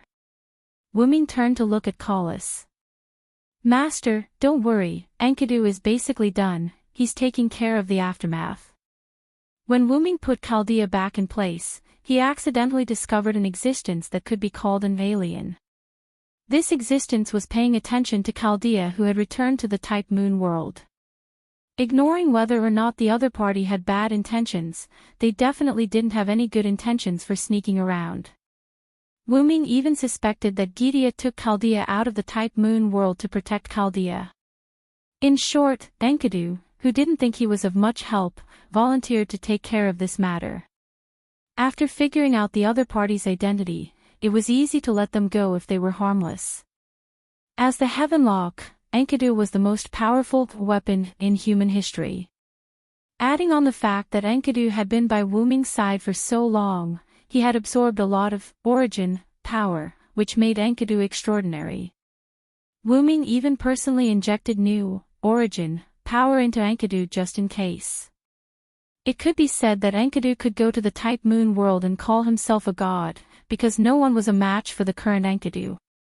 Any attack that Enkidu casually released now could be considered an attack against Su Jing. As for the alien that Wu Ming sensed, Enkidu wouldn't be afraid of it at all. That was indeed the case. Collis had already said that Enkidu had already taken care of those matters and was taking care of the aftermath. Since that was the case, Chaldea had nothing to worry about. However, speaking of worry, Wu Ming felt that the one he should be worried about was Collis. Wu Ming secretly glanced at Collis, who was floating beside him. The current Collis was no longer wearing a dragon horn headdress, but she was still not human. The current Collis was somewhat similar to rubies and sapphires, but the rubies and sapphires were pentagrams and hexagons with wings and bows in the middle. On the other hand, Alice was a transparent hollow sphere with sharp dragon wings. In the center of the sphere, there were 3 metal rings that rotated irregularly.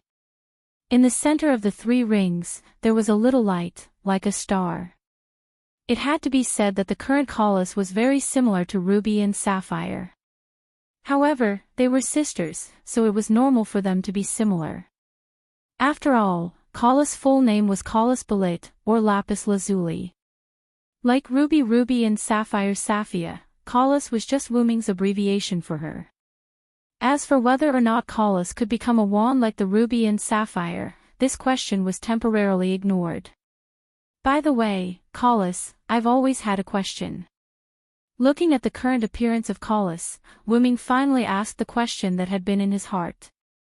Now that I clearly have a way to turn you into a human, why don't you agree and instead choose this appearance?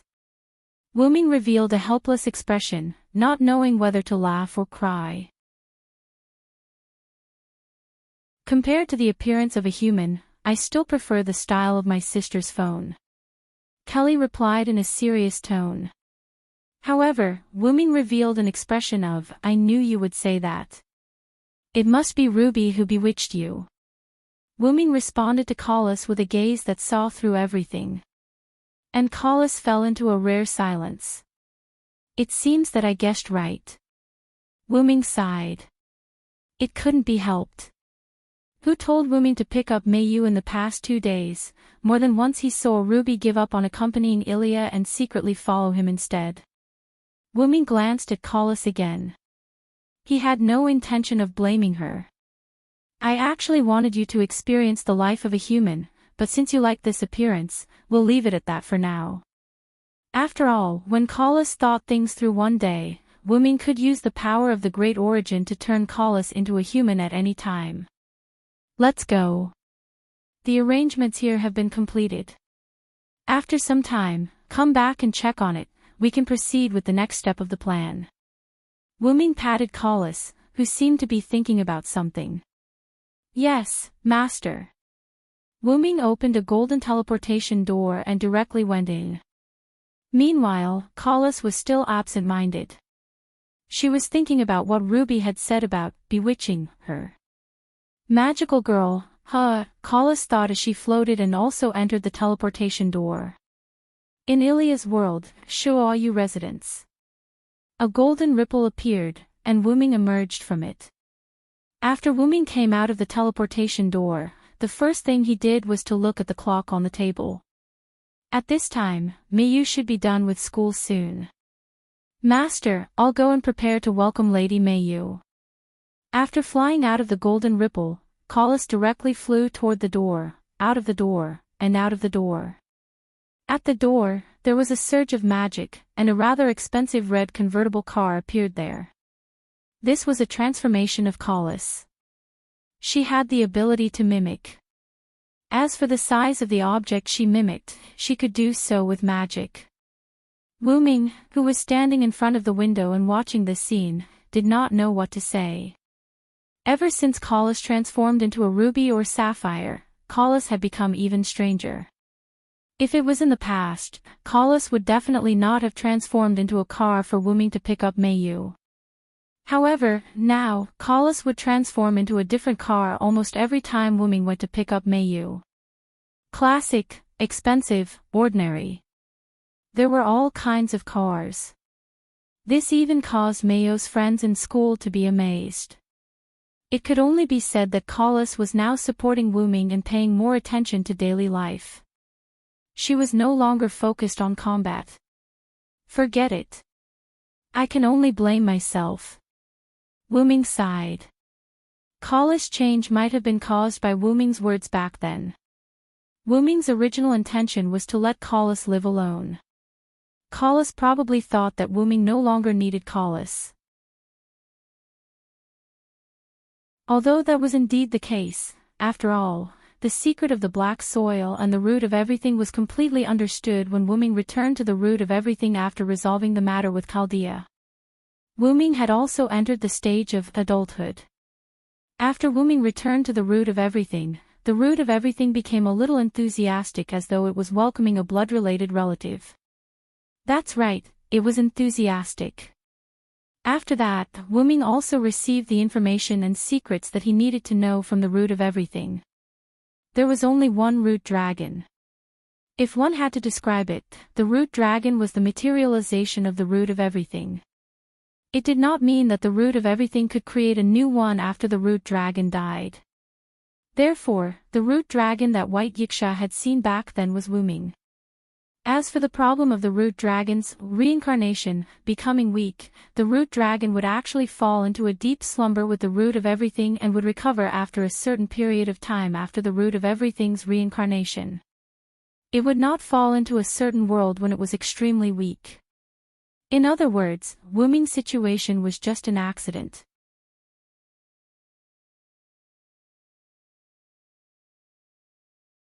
Chapter 1055. When Wu-Ming was weakened from his slumber, he accidentally wandered into a certain world. As for the reason, it was naturally the origin black soil. The origin black soil was the dust of a dead world while the origin black soil was in slumber. When the origin reincarnated, its origin power would naturally fall into slumber as well. During this period, there would definitely be worlds that were unable to save themselves and were destroyed, which was why most worlds perished. Since the origin had a lifespan, worlds naturally had a lifespan as well. The origin could reincarnate, but worlds couldn't, and worlds would eventually reach their end, which was why a small number of worlds perished. These dead worlds would then turn into dust and return to the origin.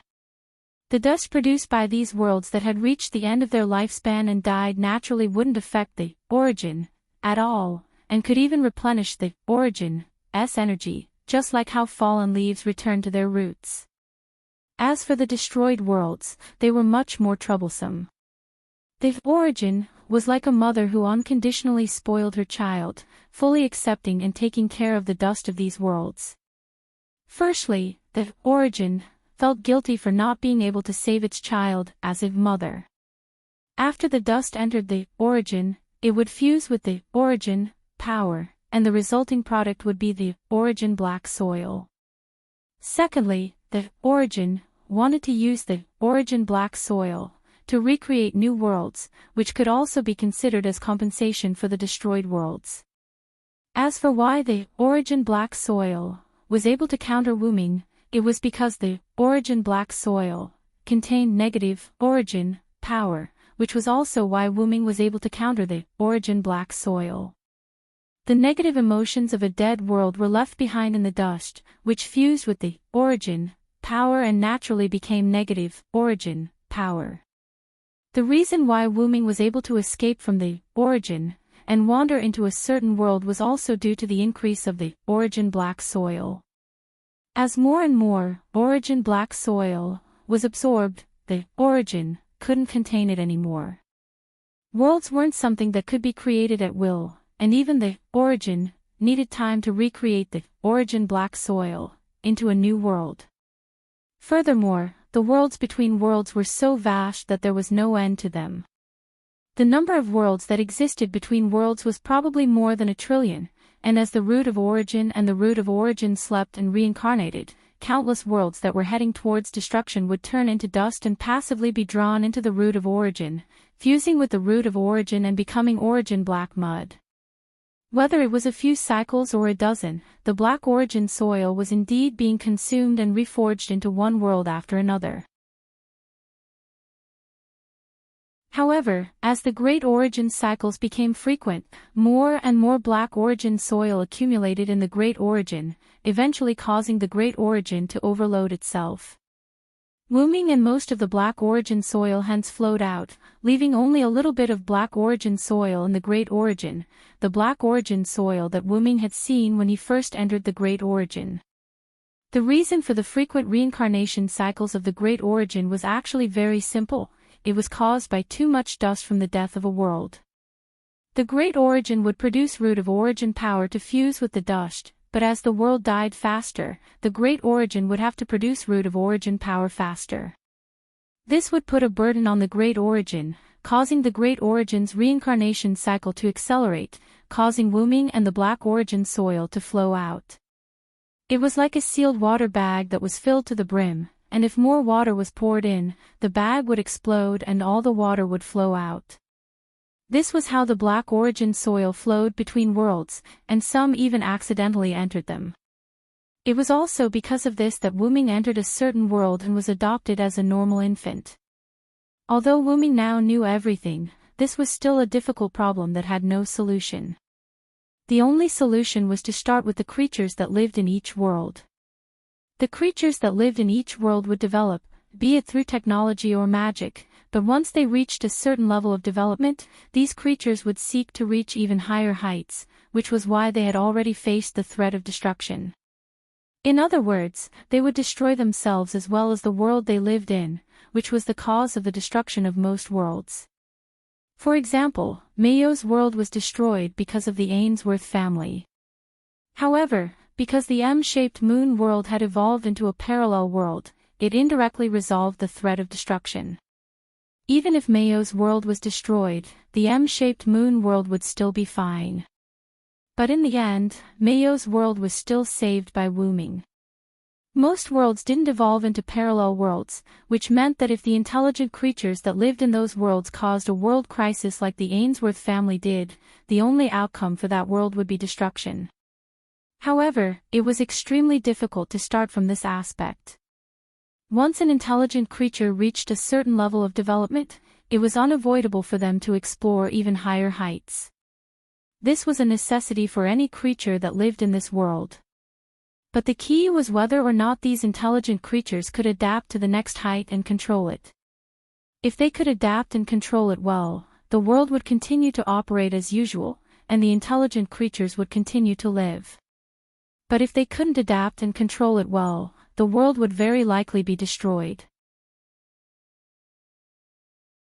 So, how could one change the creatures of a world and make them give up on exploring higher heights when they weren't confident enough? Wu-Ming could only think of one way, which was to become the god of that world. However, there were so many worlds, and Wu-Ming naturally couldn't do them one by one. Wu-Ming was testing the backup machine in preparation for this plan. This was the plan that Wu-Ming and Collis had discussed before leaving the route. However, this was still a big plan, and the route wasn't omnipotent. The details of the plan still needed Wu-Ming to prepare, and only then could they rely on the route to complete the plan. Let's go pick up Mayu first. Wu-Ming shook his head and stopped thinking about it. Wu-Ming jumped out of the window, walked to the door, opened the door, and got in. Your sunglasses. Collis spoke like an intelligent voice, and a pair of sunglasses popped out from the steering wheel. Wu-Ming grabbed it and put it on his eyes. After all, it was a convertible. Wu-Ming had requested that Collis provide sunglasses when driving such a car. Then, let's go. However, before the car started, the door to the front passenger seat opened, and a beautiful lady got in. It wasn't winter, but she was still wearing a white fox fur coat, and it was the kind that covered her whole body tightly. The lady flipped her pink waist-length hair and smiled at Wu-Ming. Although the lady was wrapped up tightly, it was as if she wasn't wearing anything. Her charm was completely reflected on her face. Maeve? Why are you here? Wu-Ming was shocked and quickly looked around to see if there were any passers-by. That's right, it was Maeve.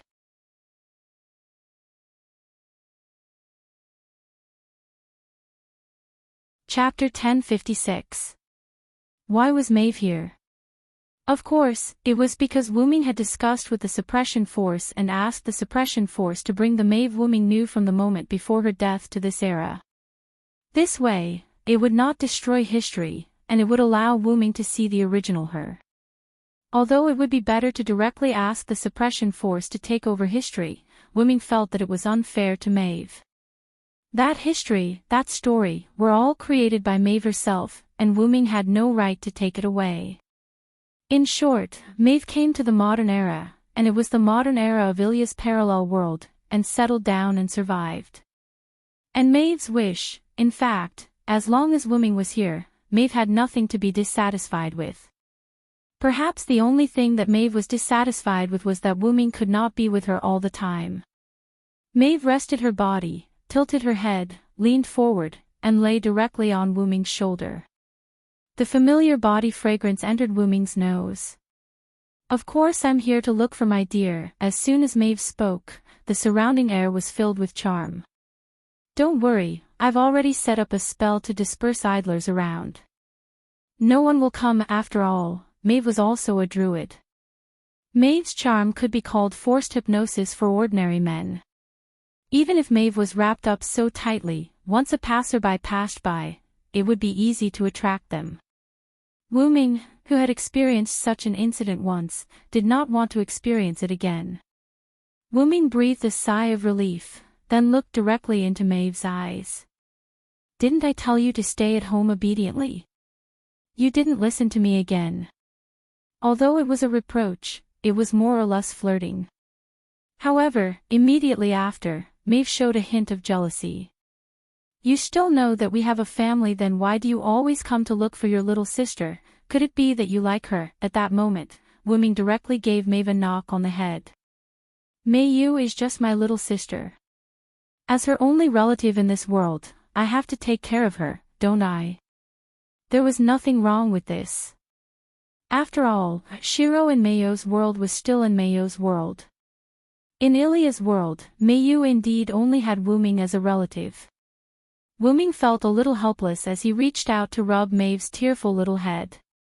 Besides, I've already explained Mayo's situation to you. Leah and Jihan can understand, and even Master Skaha agrees with my actions. Besides, how old is Mayu? Why are you jealous? Artoria and Joan of Arc were also brought to the modern world by Wu-Ming through the same method. After the Battle of Cameron, Artoria was brought to this world on the ship to the Land of Ideals, while Joan of Arc was brought to this world a second before she was burned to death. Whether it was Maeve, Artoria, or Joan of Arc's injuries at that time, they were all healed instantly by the power of suppression, which could be considered as doing Wuming a favor. After Artoria and Joan of Arc came to this era, they were very well behaved and didn't ask anything. Because of Wuming, Artoria wasn't so obsessed with the country. As for Joan of Arc, she was just taking advantage of the situation to save the country. The current France was no longer the France of hundreds of years ago. Without obsession, the two of them listened to Wuming and lived in Winterwood City peacefully. As for Skaha, Wuming personally went to the Country of Shadows to invite her out and even fought her because of it. However, Skaha wasn't surprised that Wuming could find her, nor was she surprised that Wuming would come to her. After all, Skaha was the first person to know about Wuming's identity as the source of power. The fight also dispelled Skaha's thoughts of suicide. The reason why a person would seek death wasn't because she couldn't die, but because she couldn't find the meaning to continue living on this basis. That was why she sought death. Wuming found meaning for Skaha, so she didn't want to die anymore. When he first met Wuming, Skaha had pinned all his hopes on him. As for the people he taught later, like Cuchulainn and the others, they were just for fun while Skaha was waiting for Wuming. Skaha hoped that one day Wuming could kill her, so she had high hopes for Wuming. She taught Wuming everything she knew and even threw herself at him emotionally. Not only did Wuming treat Skaha as his older sister, but Skaha also treated Wuming as her younger brother. As for why they weren't mother and son, well, after all, their ages didn't match. Speaking of mother, Wuming thought of Tiamat. Tiamat also came to this era. However, because he still couldn't let go, Wuming arranged for Enkidu and Tiamat to live on the other side of Winterwood City, one city away from Artoria, Jean, and Maeve. That's right, he didn't want them to see each other. In fact, Wuming didn't want Mayu, Ilya, and Tiamat to see each other for the time being. The main reason was that Wuming wasn't used to having Tiamat as his mother. Wuming couldn't imagine what it would be like if Tiamat called him a child in front of everyone, but it would be terrible. Wuming couldn't help but shudder, and the hand that was massaging Maeve's head became heavier. Maeve's expression became more comfortable after being massaged by Wuming, but Wuming's action made Maeve break out of her comfort. Looking at Wuming's unnatural face, Maeve was a little worried. What's wrong? Nothing. Wuming must be hiding something from Maeve. No matter how stupid Maeve was, she could see it. However, she still chose to respect this man, and she led the conversation back to the previous topic. Although we have a family, if you don't accompany me, I'll be unhappy. Artoria, Jean, and Maeve lived together in a big house in the suburbs. However, because the house was very big and there were many rooms, Maeve could only barely share a room with Artoria and Jean. It couldn't be helped, Maeve's temperament was slightly disliked by the two. On the contrary, Artoria and Jean were very happy to talk to each other, and they even called each other sisters. Although the two of them did look very similar, only their faces were similar. At least, the difference in their breasts was sometimes very big. However, Maeve had changed a lot during this period in Winterwood City. She wrapped herself up tightly when she went out, but at home, Maeve was still slutty. According to Maeve, in order to change a little in front of Wuming, and at the same time, it was also a foundation to build a good relationship with Artoria and Jean. And Artoria and Jean also saw that Maeve had indeed changed, so the relationship between the three of them had eased during this period of time. However, Wuming basically didn't see her. As Maeve said, Wuming basically lived in Mayu's house. After all, it was to take care of Mayu. It was understandable that Maeve sneaked out to Wuming. Knowing Maeve's temperament, Wuming didn't want to reason with Maeve. Anyway, he was not in the right, so he just let Maeve do whatever she wanted. It is indeed my fault. Then how do you want me to make it up to you? I will definitely do it. Wuming's hand touched Maeve's head again. Really? Maeve gently grabbed Wuming's hand and put it on her face. Her expression was quite charming. Of course it's true. Wuming replied righteously. Then, I want to do it 10 times tonight. Maeve's expression became more and more charming. Wuming even felt a little bit. Turning his head, Wuming's cheeks were a little bit red. Are you serious? The number of times the two talked about was naturally the number of times they should do it at night. On the night Maeve came to this era, because she experienced the intertwining of life and death, plus meeting Wuming, Maeve, who couldn't bear the loneliness, successfully took the first spot of Wuming. In a sense, Wuming had matured. And coincidentally, that day was also the day Wuming crossed the inexplicable threshold inside the root and became an adult root dragon. By the way, Maeve was the same as Wuming. That was also the reason why Artoria and Jean started to accept Maeve. No matter how promiscuous a woman was, if she kept her purity for the man she loved, Artoria and Jean couldn't say anything. By the way, because Maeve took the first spot of Wuming, Artoria and Jean finally decided to attack Wuming at night on the second and third night respectively. Although Wuming was a little regretful that he didn't have 3, for Wuming and Maeve, who already had sex, Maeve's request was nothing to Wuming. Okay then. Wuming agreed. After all, 10 times didn't sound like much. And Maeve also smiled. Wuming, who didn't have much experience, didn't know what 10 times was. But he would know tonight. Master, at this time, Master Mayu should be out of school. Oh no, I'm late. Forget it, Collis, I'll go first. Wait for me here. Wuming urged Collis anxiously and then opened the golden ripple outside the car door. You too. Be good and don't run around. After Wuming said that, he jumped out of the car in a panic and directly jumped into the portal.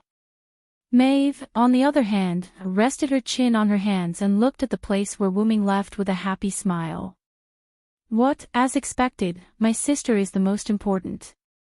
Although Maeve's tone was full of blame, her happiness overflowed.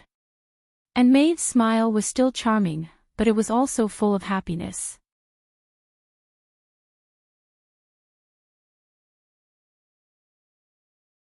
Chapter 1057. At the entrance of the private Suigunhara Academy's primary school. At this moment, it had been some time since school ended.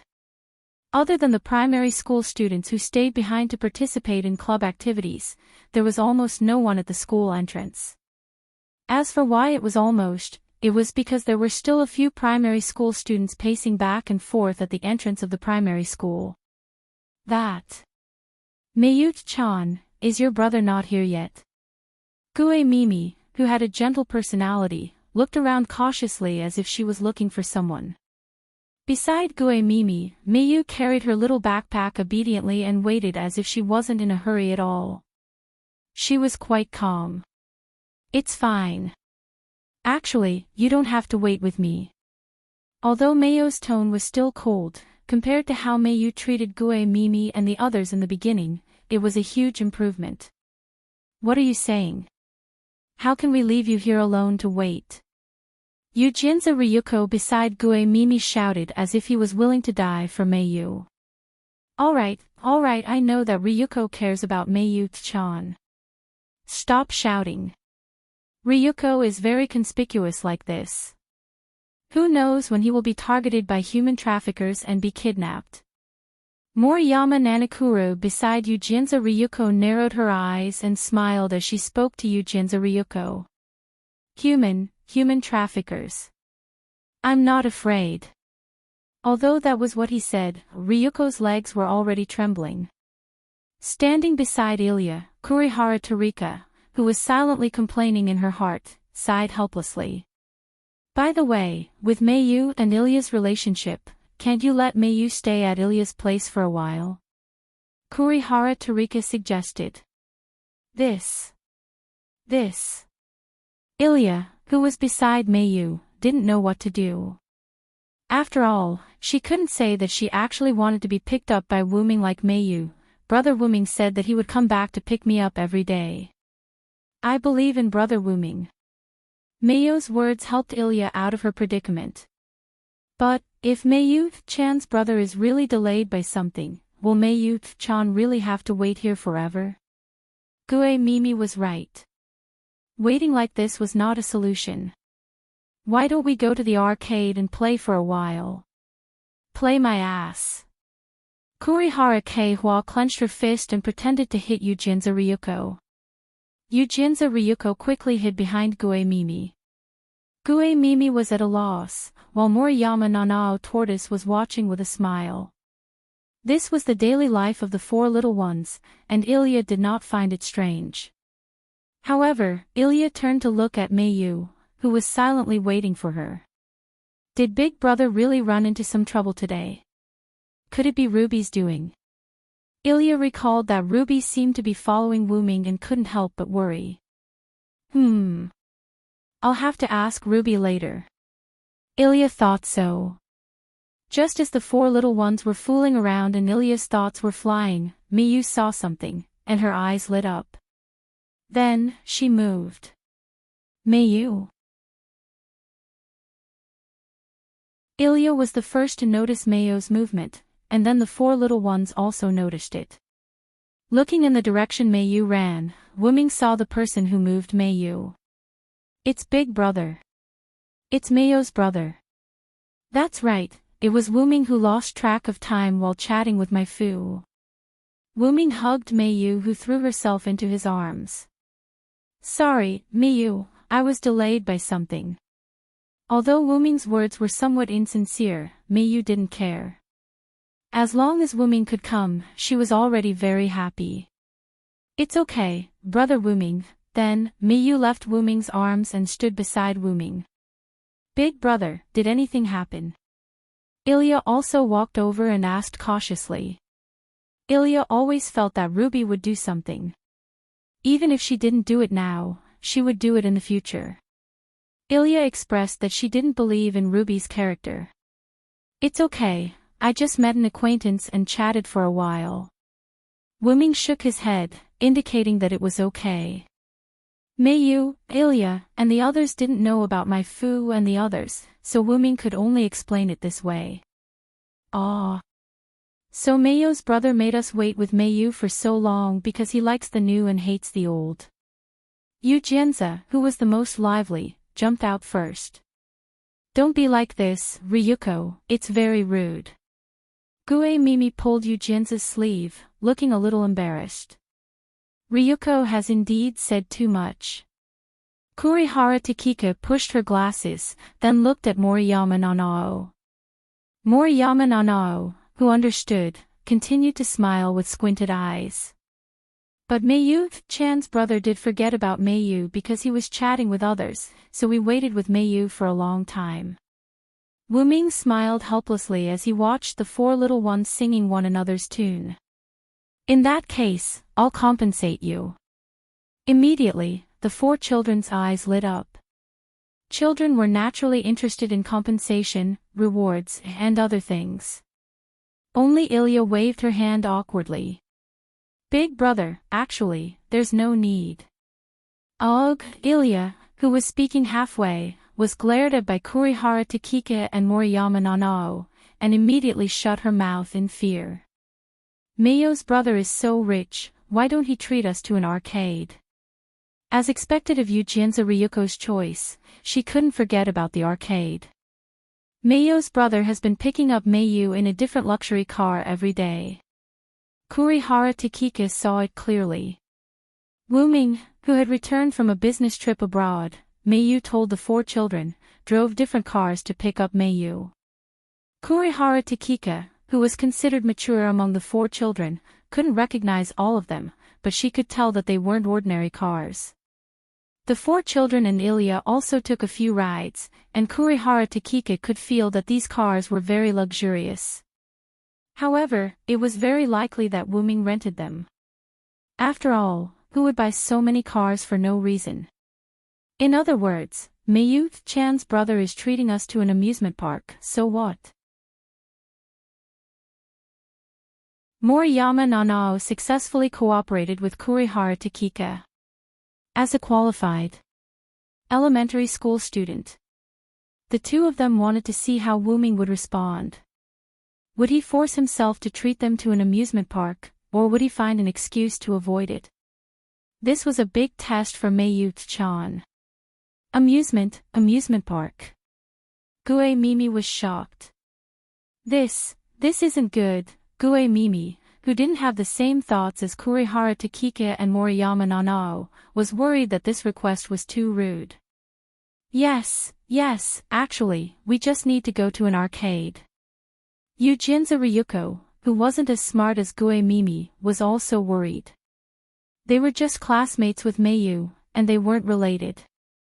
How could they ask her brother to take them to an amusement park after accompanying Mayu for a while? Ilya-chan, say something. Gue Mimi looked at Ilya for help. This. Ilya, who knew Wuming's background, didn't know what to say. Wuming definitely didn't lack money. Although she also wanted to go to the amusement park, he was Mayu's brother, not her brother. Then let's go. Mayu made the final decision. Mayu's words stunned the four little ones. Since Mayu has said so, then today, I will take you to the amusement park to play. I hope it's not too late. After all, this is related to how long you can play in the amusement park. Wuming also made up his mind. Moreover, Wuming's expression didn't have the slightest hint of pain or anything to hide. It was as if he was deciding on something as normal as eating and drinking. Hey. The four little ones were stunned. Gue Mimi and Yujinza Ryuko didn't expect Mayu's brother to actually agree to such a rude request. What surprised Kurihara Tarika and Moriyama Nanakura was that Wuming didn't have any problems agreeing to it. Could it be that Mayu's brother was actually really rich?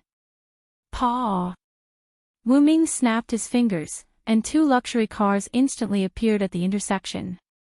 With a turn, they arrived in front of everyone. This scene caused a commotion in the surroundings.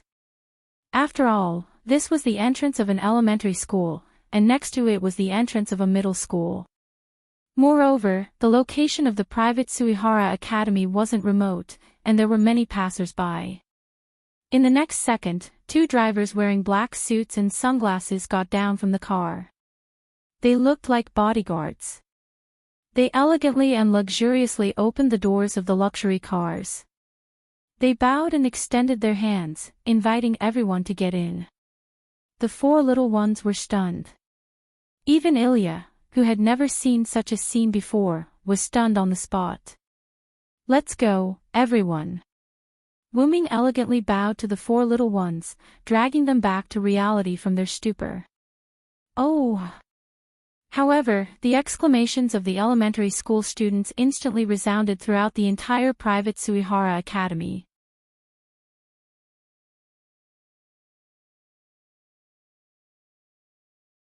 Chapter 1058.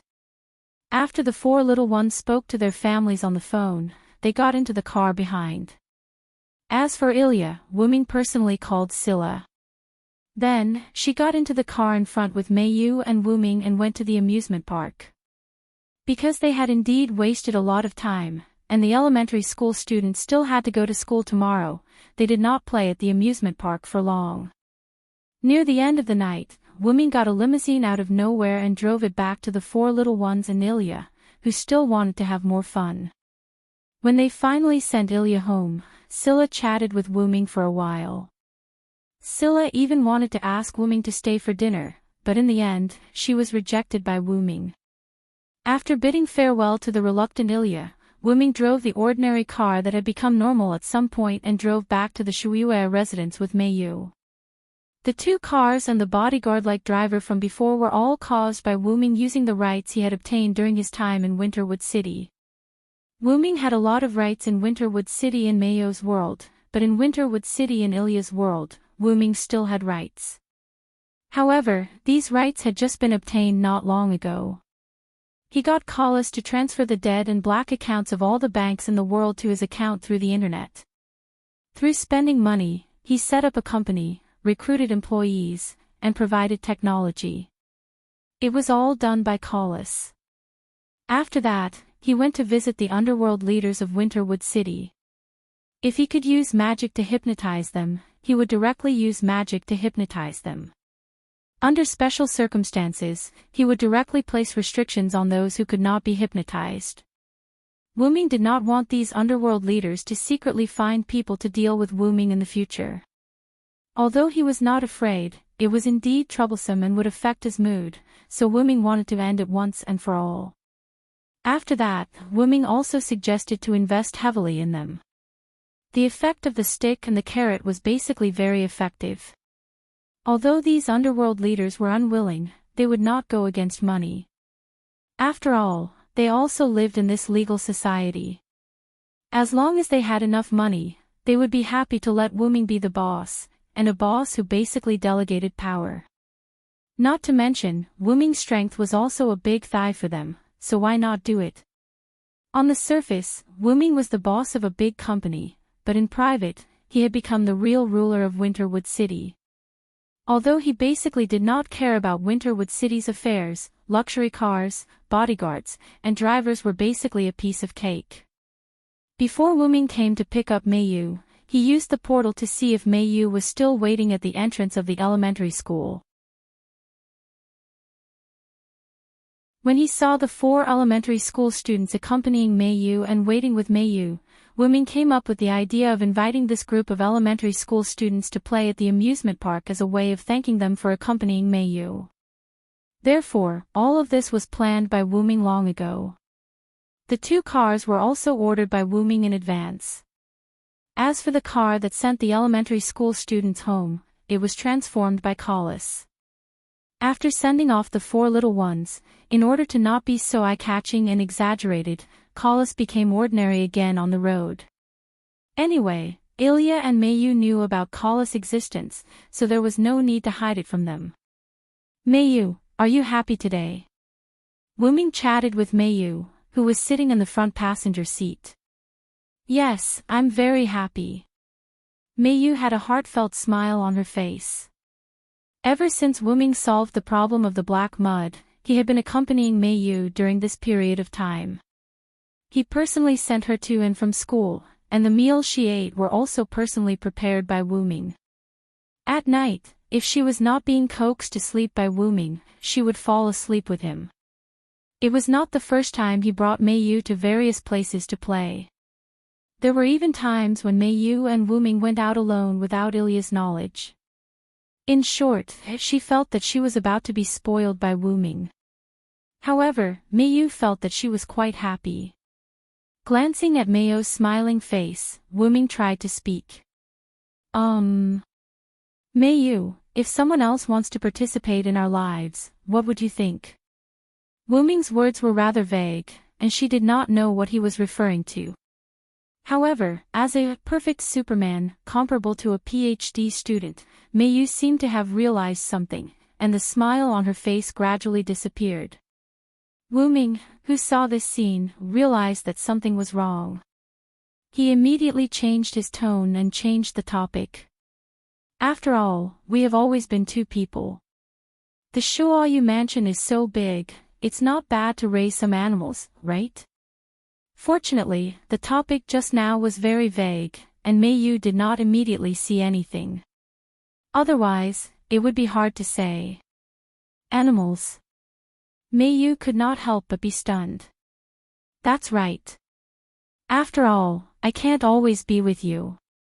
Raising some animals in our house can also help you relieve your boredom. Although the problem of the black mud was solved, it did not mean that Wu-Ming was free. Wu-Ming's time with Meiyu was actually compensation for leaving Meiyu. Wu-Ming still had a lot of things to deal with. It was also time for Nizalik to go back and deal with the situation of the big tomb. Although Wu-Ming could move the big tomb now, it would not be easy for all the members of the big tomb to live honestly in Winterwood City. Wu-Ming could not force the members of the big tomb, whose justice points were at least -500, to do good deeds. The only one with high justice points was the old butler, Seabass. Therefore, he had to arrange a place for them to live. There was also Irbiruai. How did she know Wu Ming's name? Even if she had seen the previous Wu Ming, he was not known by this name before. In fact, he did not even have a name before, only the name of the Dragon of Origin, which was both a race and a personal name. Wu Ming had to figure out what was going on. There was also the nameless spellbook that the dragon gave to Wu Ming. Wu Ming had to figure out the relationship between the dragon and himself.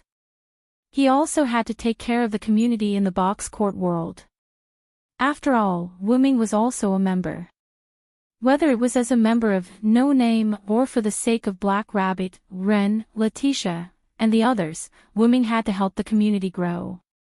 Moreover, he could not use his own power to forcibly improve the community.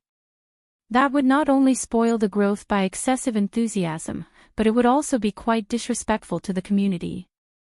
Therefore, Wu Ming had to act like Sun Wukong needed to protect Tang Sanzang.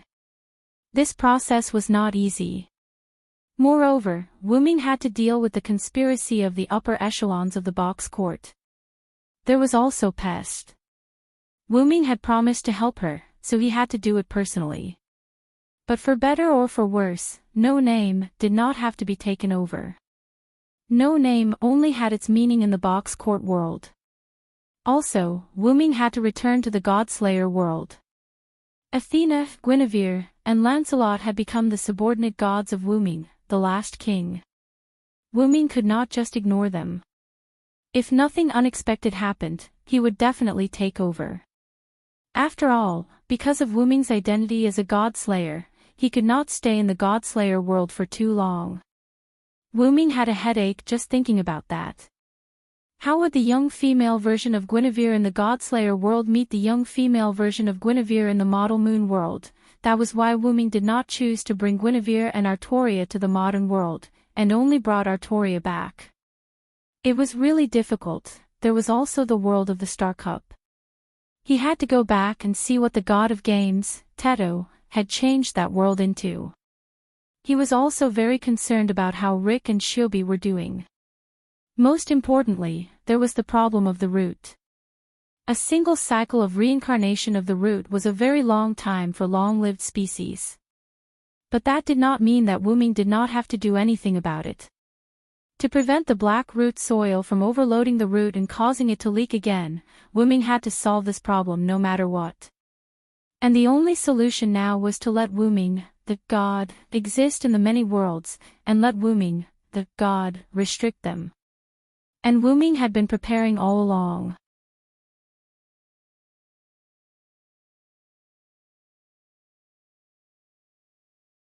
Chapter 1059. Putting that aside for now, Wu Ming needed to pay attention to Mei Yu. Although Wu Ming changed the topic, this wasn't something that Wu Ming thought of casually. He also had the same thought. However, Mei Yu's answer was out of Wu Ming's expectations. Brother Wu Ming, I'm actually not lonely.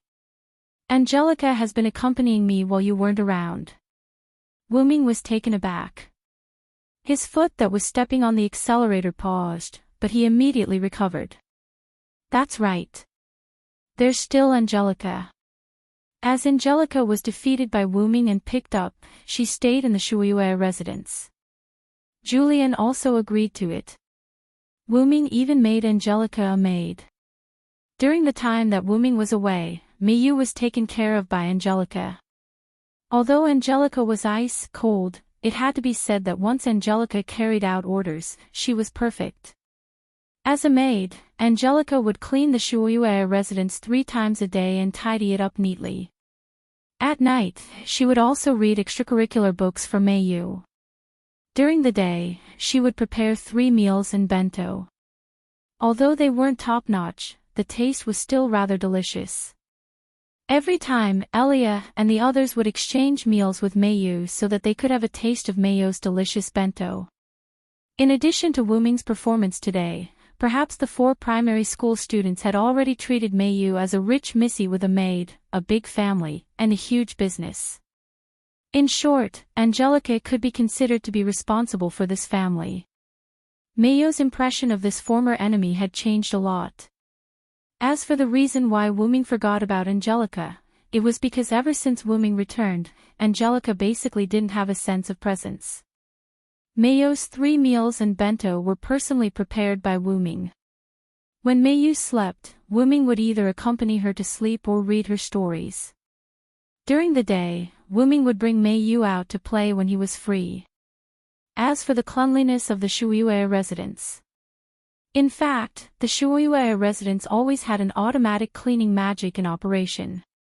After all, this was Wuming's magic workshop and there was no need for someone to clean it 3 times a day. As for Angelica, because she had nothing to do, she basically sat in her room and stared blankly. She would also wait for Wuming and Mayu to finish their meals before cooking. When Mayu was at home, she would accompany Mayu. When Mayu wasn't at home, Wuming would go out. Gradually, Wuming and Angelica met less and less. Until now, Wuming had really forgotten about her. If it wasn't for Mayu's reminder, Wuming didn't know how long it would take for him to realize this problem. Alright, now there was another problem of dealing with Angelica. Although Angelica has always been cold, I'm not lonely, so I don't need any small animals. Then, Mayu's tone changed. Or are you saying that Brother Wuming, you're going to leave me again? Definitely not. Wuming refuted without thinking. This time, it really wasn't. The matter of the root black soil had been dealt with. Wuming didn't have anything particularly important to do. Even if he had to deal with the people and things that Wuming encountered in other worlds, he wouldn't be as anxious as dealing with Gidia. Moreover, Wuming could change the flow of time in this world through the root black soil. He could completely deal with everything in other worlds, but only a few seconds had passed in this world. However, Wuming didn't need to do that. After all, he just said that he wasn't in a hurry to deal with things in other worlds, so he could take it slowly. As long as it's not, Mayu mumbled softly. Wuming stopped the car and rubbed Mayu's little head. Don't worry, Big Brother will accompany you. I won't leave you again. I believe in Brother Wuming. The 2 siblings chatted in the car for a while before getting out. Wuming stopped not to rub Mayu's head, but because they had arrived at the entrance of the Shuoyu residence. After getting out of the car, Kalas transformed back into a ball with wings and followed behind Wuming. Master, young lady, you're back. A cold voice came from the door. Angelica. Why are you out? Wuming ignored the way Angelica addressed him and Mayu. Angelica would usually be in a daze in her room at this time. After all, it wasn't time to clean up, and there was still some time before cooking. Today is the fixed day to purchase ingredients. Angelica was like a qualified maid as she answered Wuming respectfully. Brother Wuming, our family's ingredients and daily necessities are all purchased by Angelica at a fixed time. Today is indeed the day. While Mayu and Wuming were chatting, Angelica had already walked past them and arrived at the roadside.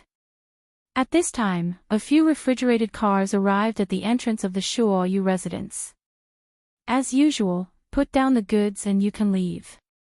I've already transferred the money to your account. Angelica was as dignified as a boss. Her last sentence was obviously directed at the driver who got off the first car, who was obviously not the driver. The drivers who got out of the cars, including the driver from the first car, all bowed to Angelica. Thank you, big sister. It wasn't the first time they quickly unloaded the goods. After that, the drivers got into the car and left without stopping. What? What's going on? Wuming looked at Mayu in confusion. I gave the money that Brother Wuming you left at the Shuoyu residence to Angelica. Angelica used her brain to earn more money, and she even built a good relationship with the sellers.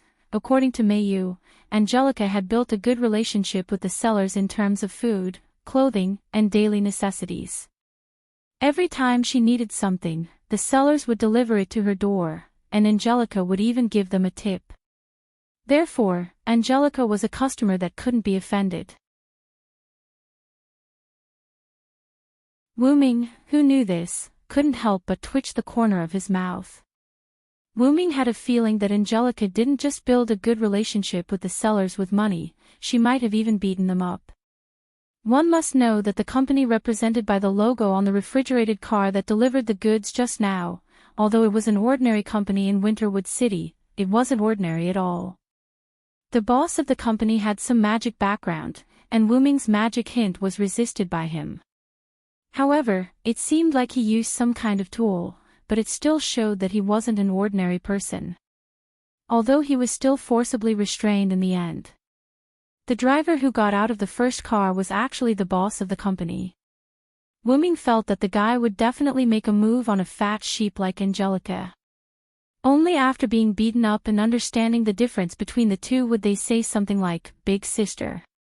However, this had nothing to do with him. If Angelica was willing, then she could be the big sister.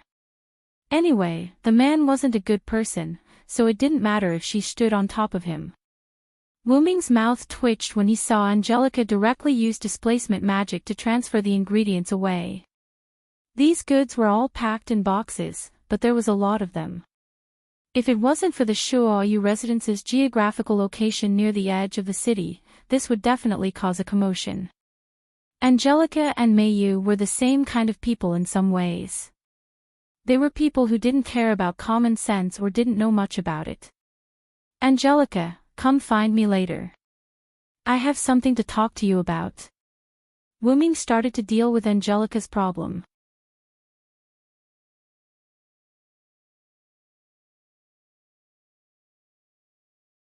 Chapter 1060.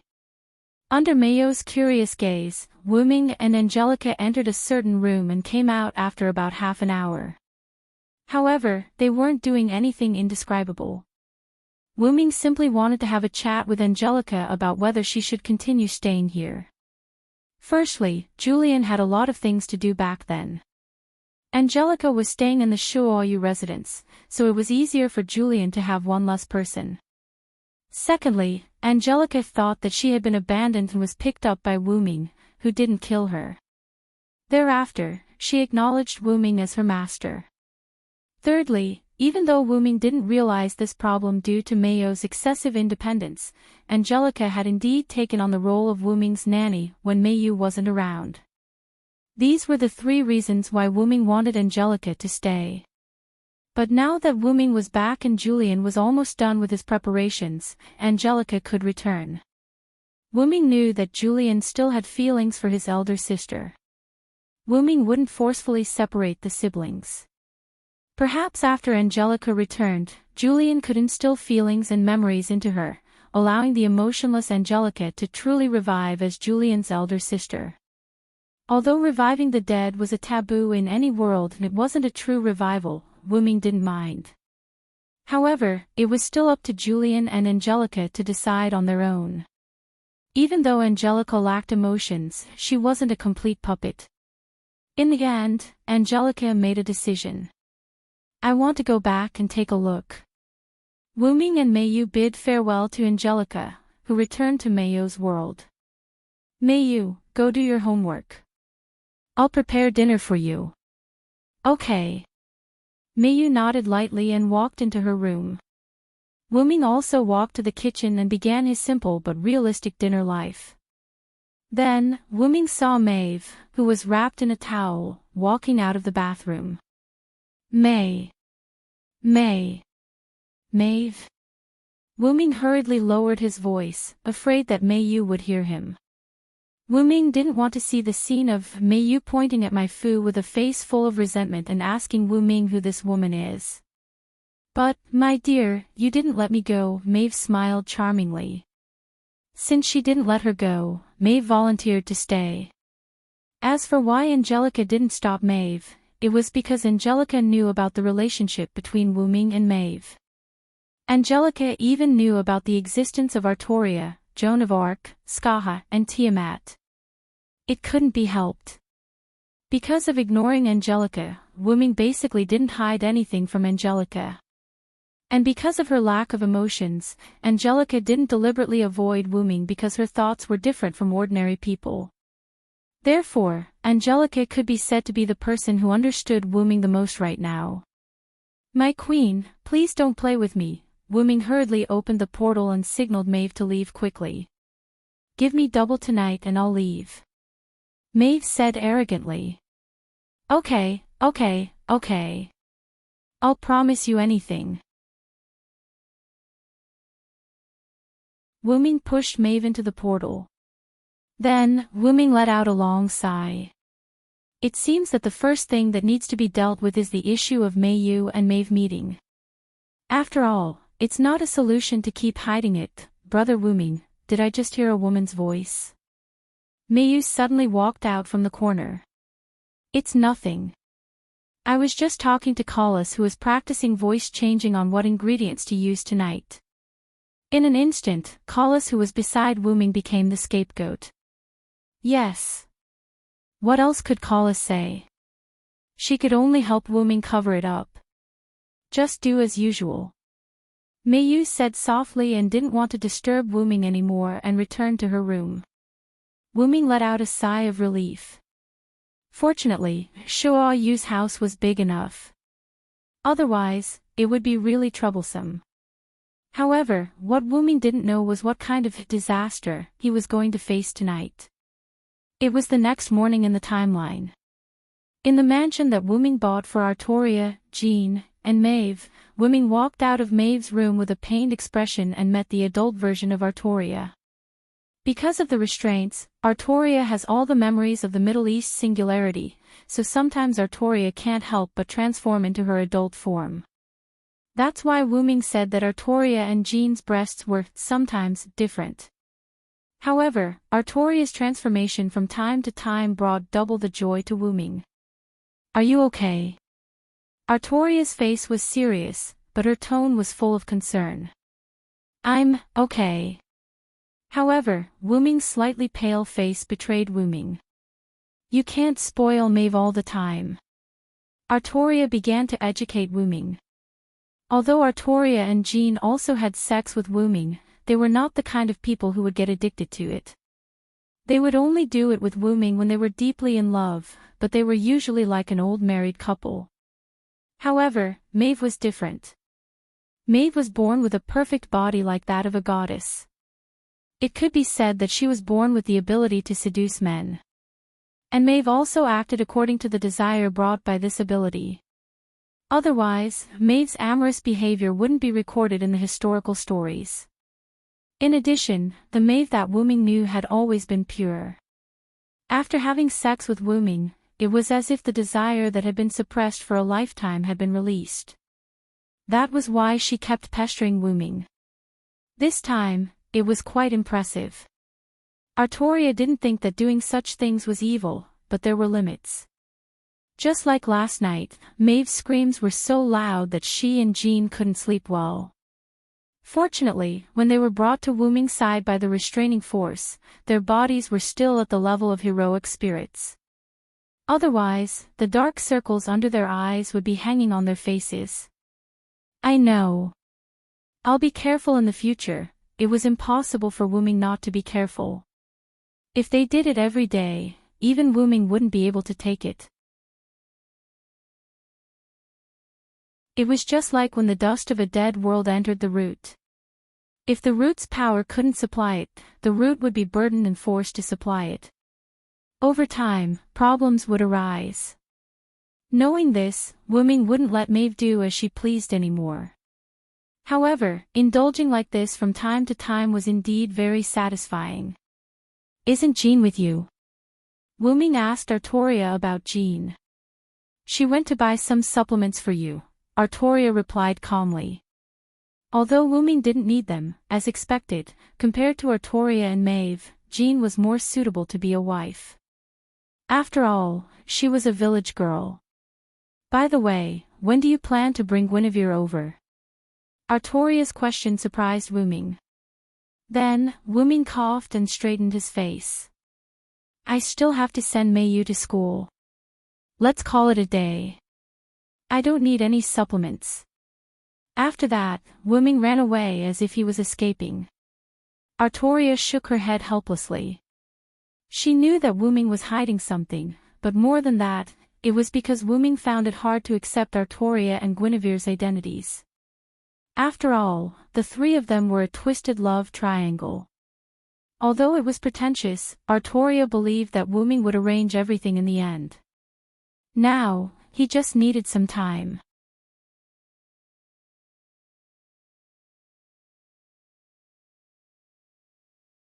Chapter 1061. Artoria was right. Wuming really needed time right now. When he thought about how many things he had to deal with, Wuming would rather fight another 300 rounds with Gidia. But that was all talk. He couldn't run away from what he had to face. After sending Meiyu to school, Wuming and Collis arrived at the root of everything. The golden portal closed, and Wuming and Collis, who had just exited the portal, were now standing on the platform of the root of everything. The original portal was purplish-black, but it was still too dark, so Wuming modified it in the root of everything. Not only did it change the color, but its ability was also greatly enhanced. Otherwise, Wuming wouldn't have been able to use the portal to directly travel from Meiyu's world to the root of everything. At the center of the platform where Collis and Wuming stood, Wuming's backup machine had already disappeared. Without a doubt, the backup machine had gone to save the world. Wuming waved his hand, and several high-tech screens appeared in front of Wuming and Collis. This was the result of Wuming using the authority of the root of everything. Wuming could directly see the scenes of other worlds, be it the past or the present. What was displayed on the screens was the live broadcast and recording of the backup machine saving the world. On the screens, various worlds were on the verge of destruction.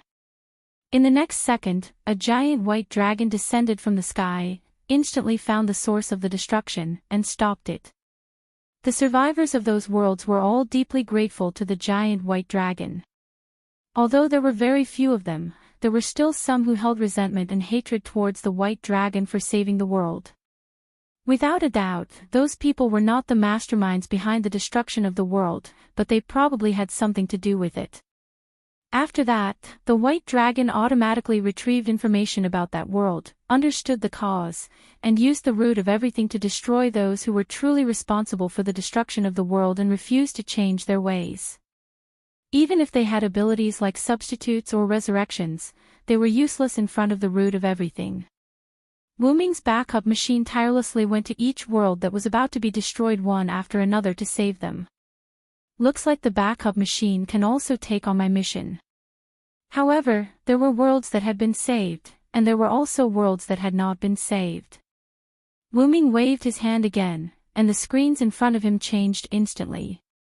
The next thing that appeared on the screen was no longer a white dragon. Not only that, but the worlds on the screen were also on the verge of collapsing. A few seconds later, they completely shattered. Be it people or objects, they were all annihilated. As for the world itself, it would turn into an invisible speck of dust that wandered between worlds, eventually being sucked into the origin and becoming a speck of origin black soil. That's not a good idea. Wuming frowned. It was clear that while the origin dragon could quickly save worlds, there were many worlds that could not wait for that world to arrive. After all, there was no telling how many times the origin had reincarnated, how big the world was, or how many worlds there were. Coupled with the fact that the world was being destroyed faster and faster, Wuming's backup machine alone would not be able to save them in time. In order for Wuming's plan to become God to proceed, he had to ensure that the world would not be destroyed again. Otherwise, they would be like a pool of water that was being filled with water at the same time. Wuming raised his hand and began to connect with the origin. An invisible thread connected to Wuming's body. Wuming wanted to temporarily stop the origin's abilities to create worlds, recycle dust, and produce origin power. Wuming wanted the origin to control the time of all worlds. Controlling a few dozen, or even a few hundred worlds could be done easily by borrowing the origin's power. However, if he wanted to control the time of all worlds that were about to be destroyed, the origin would need to stop everything else and fully focus on this aspect. By temporarily stopping or slowing down the flow of time of the worlds that were about to be destroyed, there would be enough time to save those worlds. However, there was no telling when Wu Ming's backup machine alone would be able to save all the worlds that were about to be destroyed. As for having Wu Ming save all the worlds that were about to be destroyed while their time was being controlled, that was even more impossible. After all, Wu Ming still had to accompany Meiyu, and there were a lot of things that he needed to take care of, so how could he save so many worlds that were about to be destroyed at once? And so, Wu Ming made a decision. I need to find someone to help. As for who to find, it was naturally the people that Wu Ming was familiar with in the worlds that he had experienced. However, they all had their own lives, and not many of them would be able to fully devote themselves to saving a world. And so, Wu Ming made another decision. He wanted to create a system. That's right, a system that gave the host a mission. He did as he said. And so, Wu Ming used the power of the Prime Origin to create the system. Because it was a drop in the ocean compared to the time needed to control all the worlds, creating this system did not burden the Prime Origin much. Similarly, it did not take much time and was quickly completed.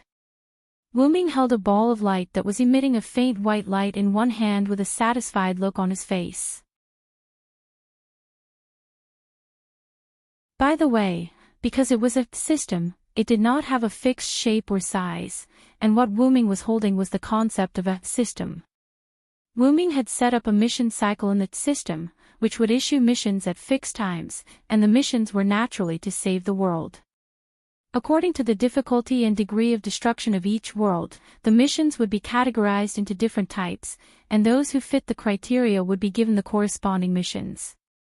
Because this system was connected to the Prime Origin, the Prime Origin would personally select the worlds and issue missions, so there was no need to worry about any issues.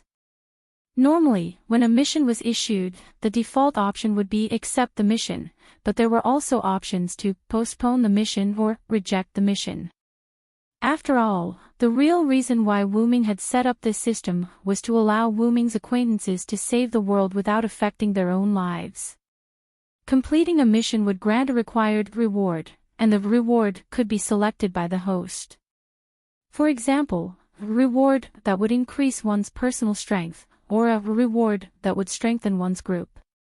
And these rewards would be directly replicated by the Prime Origin from each world where such rewards existed, so there was no need to worry about affecting other worlds.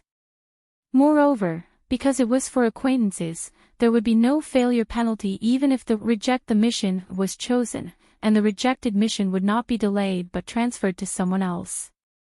However, if the postpone the mission option was chosen, the reward would definitely be reduced. Postpone the mission meant that the host would temporarily accept the mission and not do it immediately. And if the host did not accept the mission but did not do it immediately, the reward would naturally be reduced. Of course, if there was enough time, the host could also request the system to accept more missions. In any case, this was a rather good system from all aspects. Master, do you want to give it a name? Collis suggested. A name. After thinking for a second or two, Wu Ming gave an answer. Just call it system.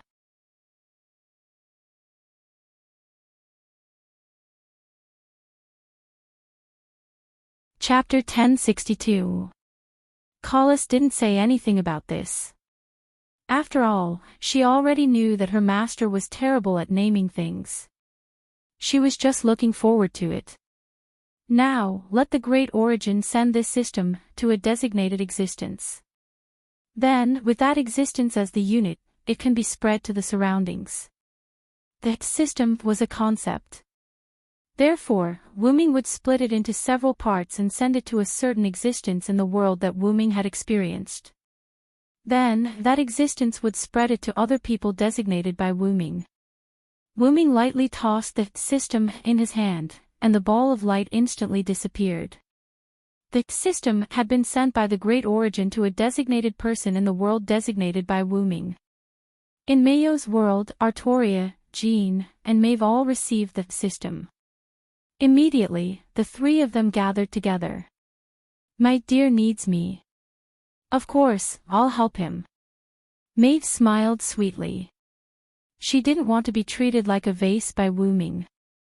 Fortunately, Wu Ming didn't do that. He still chose to let her help. This isn't just helping Wu Ming. It's also saving other worlds. Artoria was King Arthur, after all. She had a strong sense of justice. I'll help as much as I can. Although Jean didn't have much confidence, when it came to saving other worlds, she would definitely not hesitate, just like Artoria.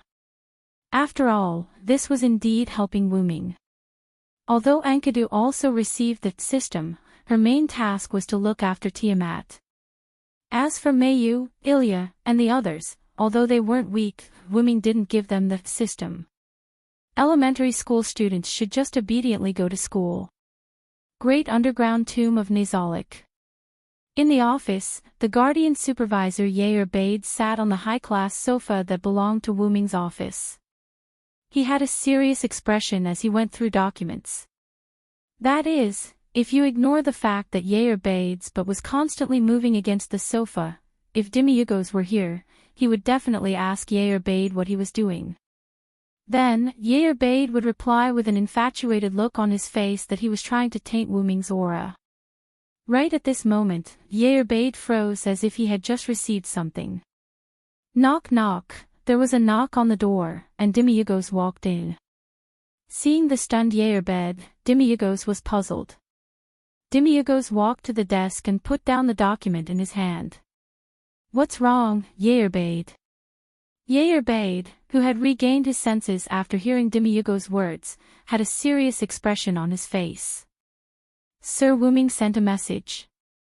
When it came to Wu Ming, Demiurgos became serious. Demiurgos, Lord Wu Ming is going to become a god in another world. I see, so that's why Lord Wu Ming left this world. Then, we will naturally get what Lord Wu Ming wants. Both Yair Bade and Demiurgos had a joyful expression. As expected of the Supreme Honorable, even his goal was so great. The two began to imagine, according to the Supreme Honorable's decree, we need to implant the system that Lord Wu Ming passed to me into everyone in the great underground tomb of Nazalik to help Lord Wu Ming save the worlds that are about to be destroyed. After all, if those worlds are destroyed, Lord Wu Ming's goal will not be achieved. Hearing this, Demiurgos pushed up his glasses. Indeed, and we can even win people's hearts through rescue. As expected of Lord Wu Ming. Neither of them cared about why other worlds were involved. After all, they had come to another world in the great underground tomb of Nazalik. There was nothing wrong with Wu Ming going to another world. Then, Yair Bade stretched out her hand, and a ball of light appeared in her hand. You can implant this system through contact. Lord Wu Ming has already put the specific method of use in the system. Arrange it as soon as possible. As she spoke, Yair Bade touched Demiurgos with the ball of light. In the next second, Demiurgos had a thought, and the same ball of light appeared in his hand. So that's how it is. As expected of Lord Wu Ming, to be able to create such a powerful tool. Then, Demiurgos bowed slightly. Then, I'll take my leave. I'll get everyone in the great underground tomb of Nazalik to implant it as soon as possible. Demiurgos left the room, leaving Yair Bade alone in the room with a look of excitement. Lord Wu Ming, I will definitely make you a god in another world. The same thing happened in another world. In the world of the god slayers, Athena, Lancelot, and Guinevere, who were living on a small island in the Pacific Ocean, received the system at the same time. My lord. Lancelot, who was dressed like an older sister, looked very excited. It's Lord Villo. Guinevere, who looked like a young girl, was even more excited. Interesting. Athena, on the other hand, seemed to be very interested in this system. My lord needs us. Lancelot immediately dressed up, as if he was about to go save the world. Wait. Wait, uncle, don't be in such a hurry, Guinevere quickly said. Lancelot was confused. With just the three of us, I'm afraid we can't help much. This system has a spreading function, and there's also a list of people who can be trusted. Why don't we leave one person to spread the word? Athena instantly understood Guinevere's meaning. That's right, I think so too. This way, we can help Lord Villo more efficiently. If that's the case, let my beloved daughter stay. With my lord's deterrence, even without me, no one would dare to attack you, Lancelot suggested. That's right. Even if you become his subordinate god, you won't have much combat power. At most, you can protect yourself. If that's the case, you should stay. Then, Lancelot and Athena instantly disappeared. They accepted the system's mission and went to save the other worlds. Guinevere, who was left alone, was in a state of sorrow. Why did this happen? I wanted to see if I could see Lord Villo. In the game world, in the human kingdom of Elgia, the residence of the queen. Rick, who had installed a mechanical arm on the broken arm, hurriedly ran in from outside. Rick had matured a lot, but he was not as haggard as before. Chloe, I have news of Lord Villo. Rick's sister, Chloe, who was not dressed very elegantly, walked out in surprise. Compared to the cheerful and lively Chloe before, Chloe was now more dignified. However, Chloe did not change when it came to her brother. The god who disguised himself as a human to help you. Didn't you say he went to the other worlds? After Wuming left, Rick did not hide it and told his sister about Wuming's identity, who was the current queen of the human kingdom. After Teto became the only god, Chloe, with the support of Rick and many other humans, established the human kingdom of Elgia and became the queen. Teto repaired the World Cup, so the living conditions of the humans were not bad. More and more humans from small tribes joined Elgia, and Elgia became more and more prosperous. Let's not talk so much. Take a look at this first. Rick instantly held Chloe's hand. Chloe was stunned as if she was electrocuted. This system is very suitable for the development of us humans. After understanding the system that had been transferred from Rick to Crony, Crony expressed her thoughts. I think so too, but I'm still considering whether to give this to other races. Although the world was at peace, the conflicts between the various races could not be resolved so easily. The races that needed to cooperate were willing to put aside their hatred, but the forest elves and goblins were still enemies, not to mention the other races. Let's do it secretly in our country first. Our only god is Teto, after all. If we spread the outer god's things, I'm afraid the only god will be unhappy. Chloe, who had been the queen for a while, immediately made a decision. Of course, the system has stated that we can spread it directly to the Jikai race. I'll leave this task to you, Rick. Remember to explain it to Zio properly. I know, I'll contact the Jikai race. Rick looked helpless. Then, Chloe showed a pained expression. As the ambassador, you're the only one who has good contact with the Jikai race. However, the Jikai race did have some problems with their brains recently, so you should be careful. Although Rick had given up the throne to his sister, he had become a diplomat of the kingdom. Rick had always been working hard for the country. Moreover, Rick's mechanical arm was obtained through diplomatic contact with the Jikai race. Due to Zio, the Jikai race was gradually awakening their individual emotions, but machines were still machines, and no one could guarantee when they would have problems. The Jikai race has already unilaterally submitted to the Villo, just like the Skywing race. I believe that if it's something from the Villo, they would definitely accept it. Rick looked confident. If that's the case, let's contact the Skywing race at the same time. A child's voice rang out in the hall where only Chloe and Rick were present. The only god. Teto. When did you get here? Both Chloe and Rick instantly knew who the owner of the voice was. It was the god of games, Tut. As for why Rick acted like he was familiar with Teto and even dared to be so impudent, it was because Teto would come looking for Rick to play that unfinished game of chess, and the game was still ongoing.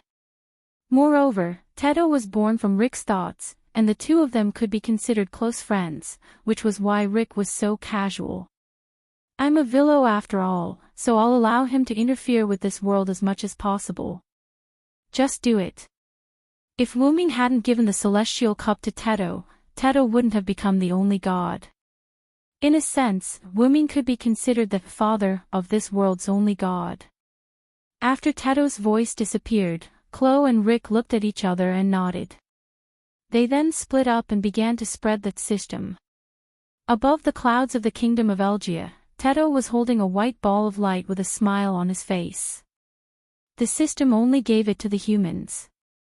Looks like you want the Skywing and Jikai races to ally with the humans. As expected of you. In the next second, Teto, who had loaded that system, disappeared. Such a fun game, system, naturally had to be tried out by him, the only god.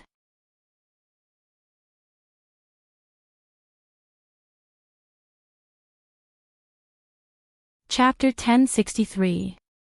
Let's go back, Matthew. Gadotzi looked particularly worried. It's okay, senpai.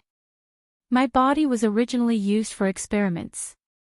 I'm already very satisfied to be able to live until now, meet senpai, and experience so much. Before Matthew finished speaking, he fell into a coma. Matthew. Gadotzi didn't know where she got the strength from, but she directly carried Matthew and ran back to Chaldea. The next second after Gadotzi and Matthew's figures disappeared, a golden ripple appeared, and Wu Ming walked out of the portal. Looking at the two people in the distance, Wu Ming was quite glad. He was glad that he came in person this time. Casey Perrick. Wu Ming whispered softly, and a snow-white squirrel-like animal came out of the snow. It was Fufu. In fact, during this period, Fufu had been following Matthew, but Matthew couldn't find it most of the time. Just like this time, Fufu was hiding in the snow. By the way, Fufu was not as afraid of Wu Ming as before this time. Instead, it walked to Wu Ming and sat down. You want to save Matthew, right? Wu Ming said. Fufu didn't speak, nor did it shout. It just nodded gently. Then do it. You've been in Chaldea for so long, it's time to repay Matthew's kindness. Fufu was quite puzzled. Could it be that Wu Ming called it out just to say this? I originally wanted to adjust Matthew's body myself, but I accidentally found you. I don't like people who don't repay kindness, so I'm going to use your ability as a beast to adjust Matthew's body. It turned out that Fufu wanted to use the energy accumulated during the time in Chaldea. Fufu agreed. Wu Ming waved his hand and a golden teleportation gate opened up. A mass of golden essence flew out from it. The essence instantly fused into Fufu's body. In the next second, Fufu's body began to change. Fo's head, body, and limbs swelled up as if they had grown tumors. However, as if he didn't want to turn into a beast, Fufu forcibly suppressed it. The tumor-like swelling all came to Fufu's tail. In the end, Fufu's body did not change at all. Only his tail became incomparably huge, like a burning seven-colored flame, filling the sky. Fufu glanced at Wu Ming, then turned around abruptly and charged towards Chaldea. Watching Fufu enter Chaldea, Wu Ming did not move, because he was waiting for someone. However, Wu Ming knew that that person would not come for a while, so he chose to walk around and enjoy the snowy scenery. Wu Ming did not give the system to anyone in Chaldea. After all, other than the heroic spirits, only Olga Marie, who was about to master the third law, was powerful. Matthew, Gadotzi, Roman, and the less than 20 Chaldea employees who survived did not have much combat power. Moreover, they did not need to become powerful, especially Gadotzi, Matthew, and Roman. They did not desire to become powerful. They were satisfied with being ordinary people. Wuming walked while daydreaming. About half an hour later, a man in a white coat came from Chaldea. It was Roman Ackerman. As soon as they met, Wuming asked about Matthew. "How is Matthew? Is his body okay now?" The reason why Roman came out late was naturally to check on Matthew's physical condition after being transformed by Fufu's power. Matthew's injuries are completely healed, and his cells are no longer dying. He can be said to be the same as a normal person, and his physical fitness is far better than that of an ordinary person. Roman's face was filled with joy from the bottom of his heart, and at the same time, he was relieved. After Roman asked Wuming to bypass Gidia, he gave the 10th ring of King Solomon to Wuming. As a price, Roman completely bid farewell to his identity as King Solomon. However, after that, Matthew's body began to deteriorate, which made Roman blame himself.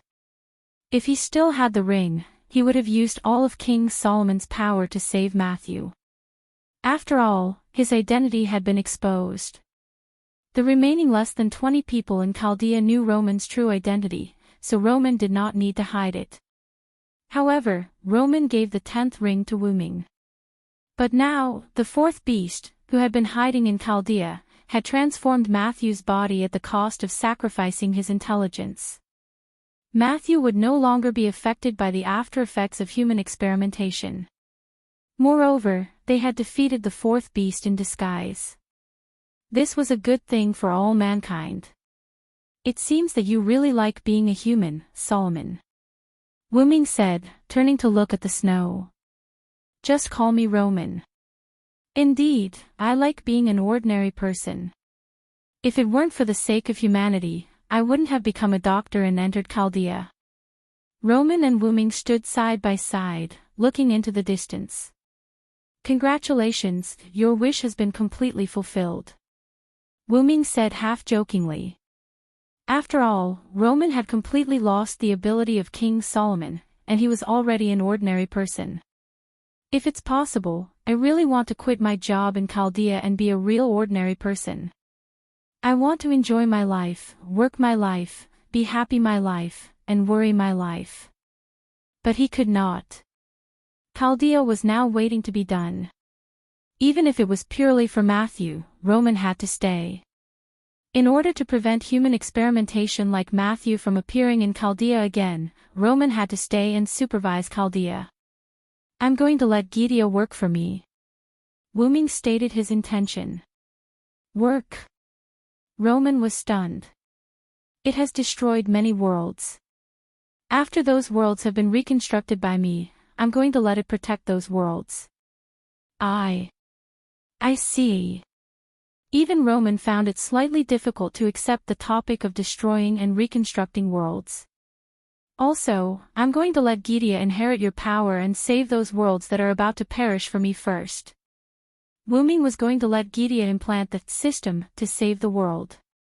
However, the system given to Gidia was dedicated to monitoring Gidia. There would be no reward, and there would be no rejection of missions. Everything was mandatory. This was the proverb, "You can avoid death, but you can't escape punishment." Although Gidia was spared, punishment was inevitable. Let it go. I believe that it will be willing to do so now. After experiencing the threat of death, Roman thought that Gidia would reflect on it. After all, it was a tactic created by Roman. Roman did not think that Gidia would be pulled down. "That's it then. I'll go first." After all, Wuming still had a lot of things to do. "Don't you want to see the director?" Roman suddenly said. Wuming stopped, turned around, and glanced at Roman. "She has Parmelia with her. I don't need to. I'll come and see her when she has fully mastered the 3rd method." Opening the golden ripple, Wuming did not stop and walked straight in. After the portal closed, Roman raised his arm. He had a communication device like Godotzi's on his arm. Director, he's gone.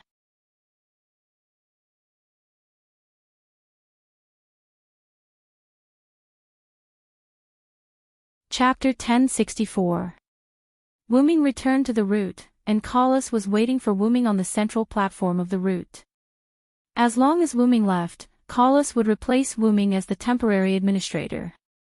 Master, I've confirmed all the people you've been paying special attention to. They've all been implanted with systems, so you don't have to worry about letting them meet for now.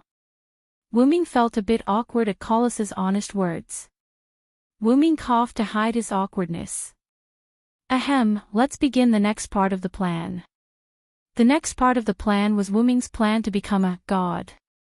He had to restrict the highly developed worlds and control them as a god, so that they wouldn't self-destruct because they wanted to explore higher levels of development.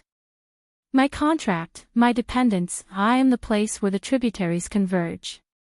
Bind with me, heed my call, obey my command, appear. As Wuming chanted the words of the spirit, nothing happened. Or rather, nothing happened to the root.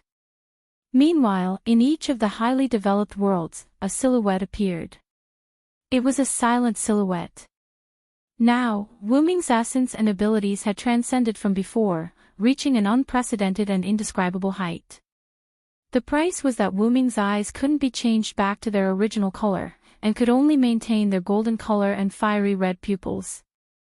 The 12 clones had completely broken free from the shackles of the spirit, and could activate their abilities with just a thought. Chanting the spirit was just a habit of Wuming's. Not only that, but all of Wuming's abilities had been strengthened like never before. The dependence of the 12 clones could create countless clones with strength comparable to the main body. Wuming wanted to use these clones to enter the highly developed world selected by the root to restrict these worlds and prevent them from dying.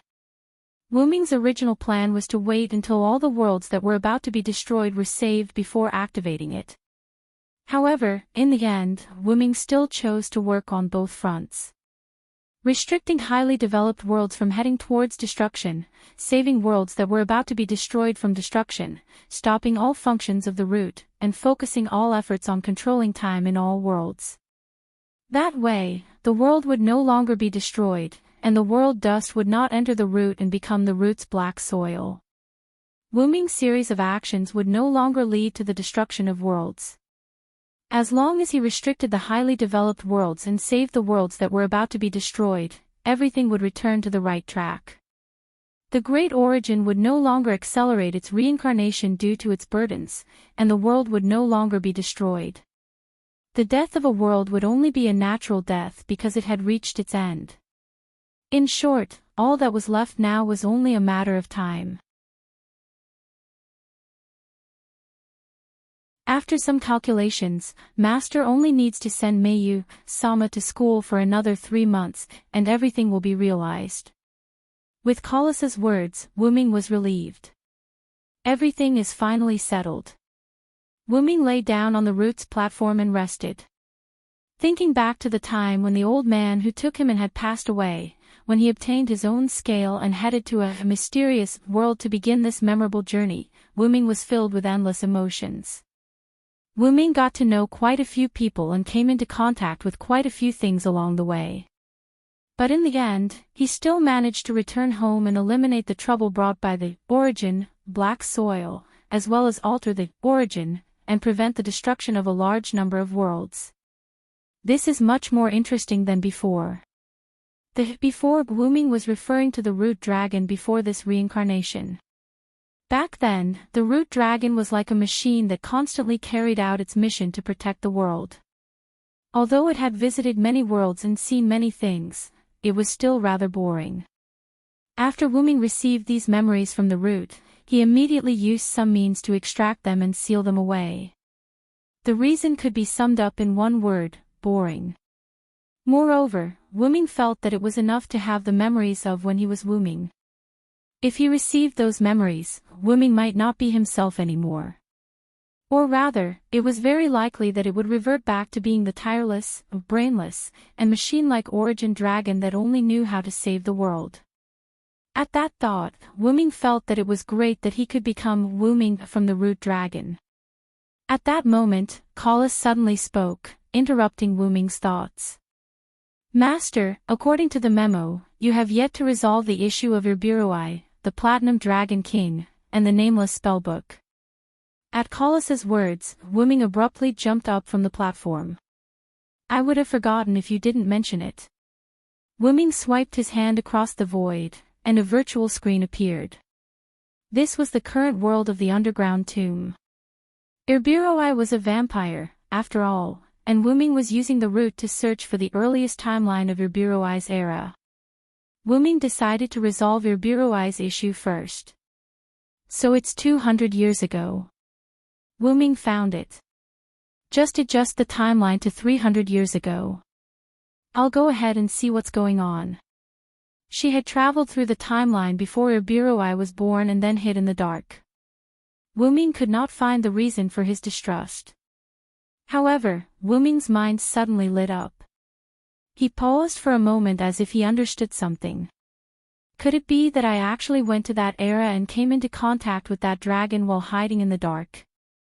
As for what Urburoi said about Wuming being her benefactor, perhaps Wuming had gone to that world and accidentally exposed his past to Urburoi.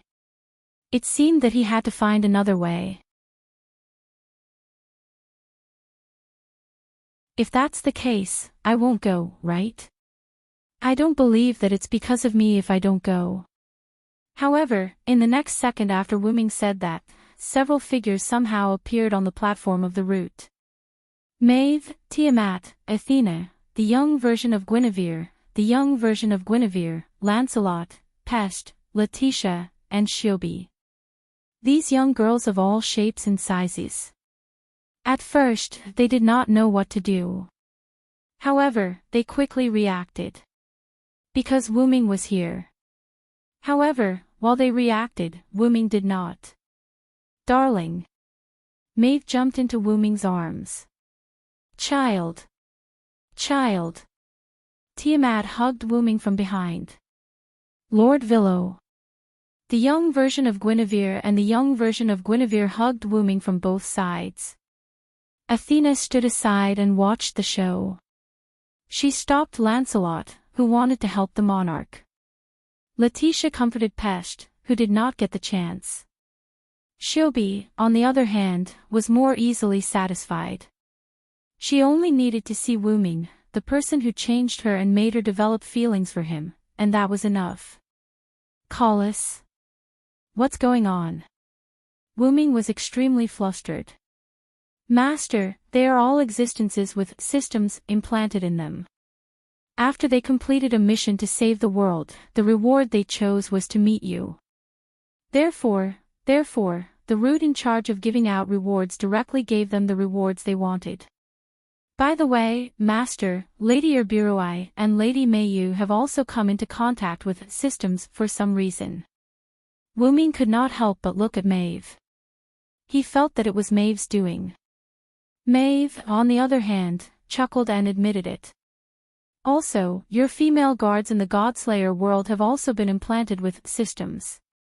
Collis emphasized the word female. Wuming looked at the young version of Guinevere. The young version of Guinevere chuckled and admitted it. The young version of Guinevere is the reward that Artoria chose. Wuming's eyes started to lose focus. At that moment, Enkidu broke through space and walked out. I'm sorry, Lord Wuming. I accidentally let Mother come into contact with systems. Now, looking at the large number of young girls surrounding Wuming, Enkidu could not continue. As the saying goes, raising a cow is the same as raising two cows.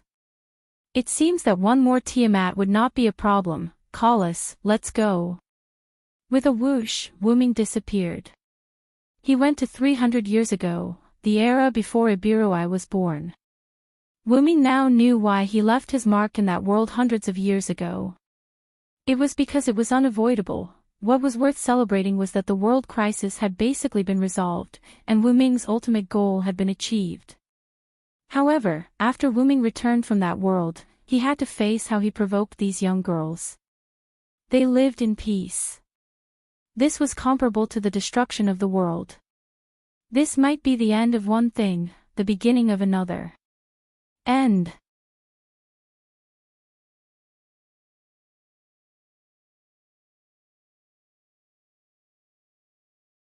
Chapter 1065.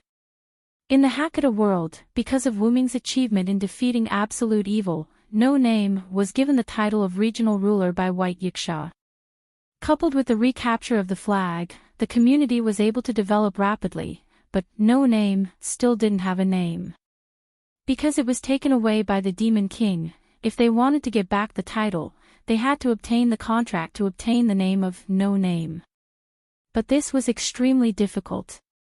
If it wasn't for someone intentionally releasing Az Dakaha, who knew when they would be able to find the flag of No Name. And there were also the members of No Name that were taken away by the Demon King. They had to all be found, which wasn't an easy task. But if it was according to 16 Knights' words, that would be, "This is interesting, isn't it?" In the No Name conference room, Ren, who had just finished analyzing the current flaws of No Name, looked at the excited 16 Knights who stood up and sighed helplessly, but didn't say anything. What's interesting about it? 16 Knights, San's brain is always wired differently from others. Black Rabbit couldn't help but complain. But Jiu Yuao stood on 16 Knights' side. 16 Knights is right. This is more challenging for this lady. Haruai Hiroyuki, who was holding the three-furred cat, also nodded. Interesting. What's interesting about it? Miss Hiroyuki and Miss Hiroyuki are obviously just playing around. Black Rabbit was so angry that his ears jumped. Don't say that, Black Rabbit. 16 Knights smiled wantonly and looked at Black Rabbit. Villo, that guy defeated absolute evil in the final trial by himself. How can this uncle be left behind? We're not delicate flowers that need to hide behind him. If this kind of thing is always left to the Villo, wouldn't we lose face? Jiu Yuao added. So, we have to finish what even the Villo couldn't. Haruai Hiroyuki's eyes became determined.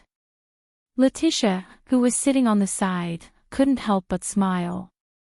She could see that these three problem children did want to be in the limelight, but more importantly, they also wanted to take on the responsibility of the community and didn't want to let Wu Ming bear everything alone. However, they were still not strong enough.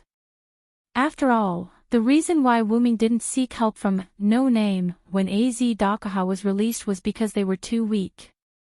When Wu Ming had faced Az Dakaha, who had the origin black soil, he didn't even dare to say that he had a 100% chance of winning, so how could he involve others? Otherwise, Wu Ming wouldn't have used himself as bait to entangle Az Dakaha and prevent him from wreaking havoc. Otherwise, with Az Dakaha's strength at that time, the lower levels of the box court would have been wiped out, and it would be hard to say if all the members of No Name would have survived. Then you'll have to hurry up and become stronger.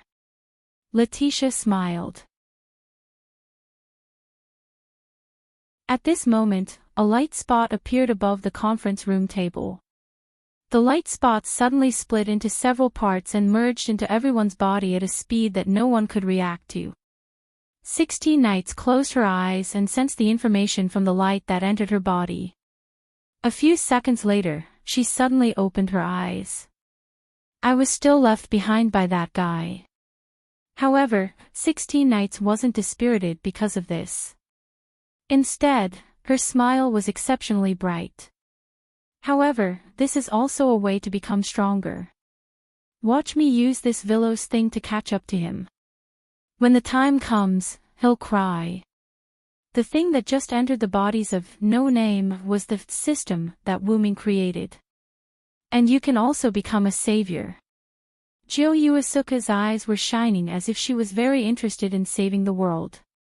There are also rewards that can be obtained. Haruai Hiroyuki pointed out the main point. This was also the way to become stronger that 16 Knights had mentioned. And you can also choose a group reward. That's great, young Master Ren. This way, our community can develop even faster. How did Mr. Villo create such a powerful gift? Black Rabbit's face was filled with joy. This reward is really. Now even finding the former members of the community and our no-name's previous names will be more convenient. Mr. Villo has really helped us a lot. Ren's face also showed an uncontrollable smile. As expected of my master. Letitia seemed to be used to her master being able to do surprising things. However, Letitia noticed that Pest, who didn't have much right to speak and didn't speak much, was now frozen in place as if he was possessed. What's wrong, Pest? Letitia curiously walked to Pest's side. "Aw. I'm fine." Pest was shocked and immediately turned his back on Letitia. However, Pest didn't look like he was fine no matter how she looked at him. I'll go out first." Pest finished speaking and ran out without looking back. After that, Letitia found a few drops of tears on Pest's seat. Pest, who ran out, couldn't stop his tears from flowing. This was because in the system that Wuming gave her, there was a message from Wuming. "I've already investigated. The sun entering the Little Ice Age caused the Black Death to break out. It was actually to suppress a human's final trial. As long as your strength is enough, I will definitely help you solve the human's final trial. This way, White Yiksha will have no reason to let the sun enter the Little Ice Age, and the history of the Black Death will also be changed. Moreover, this is the box court, so you don't have to worry about disappearing. Maybe at that time, I won't even have to do anything. You and your no-name companions can kill that human's final trial. So, whether it's summoning Wes and Latine or changing the birth of the Black Death, I want you to do it yourself. Through this gift that I'm giving you, work hard to become stronger, my little maid." Recalling these words, Pest's tears began to fall faster and faster, and so did his footsteps. Finally, after reaching his room, Pest couldn't hold it in anymore and burst into tears. "Wah!" Letitia, who was standing outside Pest's door with her back against the wall, smiled faintly and said the same words as before. "As expected of you, my master." The X-Moon world was located inside Chaldea, which was located on an iceberg in the center of the South Pole. Because of Wuming and Zelik, Chaldea managed to survive. The dozens of masters who were kept in the freezer also woke up and were sent to the hospital for treatment. Now, everyone knew that Chaldea wasn't to be trifled with. Only a few rascals dared to target Chaldea. However, even Olga Marie's Animosphia family would be able to take care of these rascals. After Olga Marie completely learned the third spell, Chaldea might become another great influence in the magician world. It also seemed to reflect Chaldea's beautiful future. During this time, the sky in Chaldea often cleared up, but this wasn't a bad thing.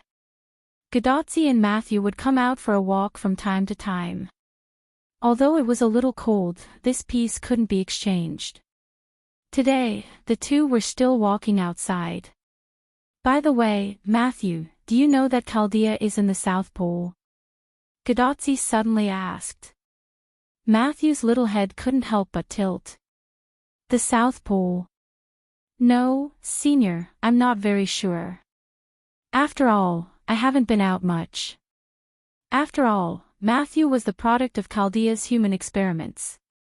Naturally, he didn't know. "Is that so?" Gadotzi probably also thought of this, and felt a little lonely. "Today, I learned from the doctor that Chaldea is on an iceberg in the center of the South Pole. I thought it was on the Himalayas, after all, it was the highest mountain in the world. Normal people would generally think so. Even if they didn't think so, they wouldn't have thought that Chaldea was on the snow mountain in the South Pole. I didn't think about this problem.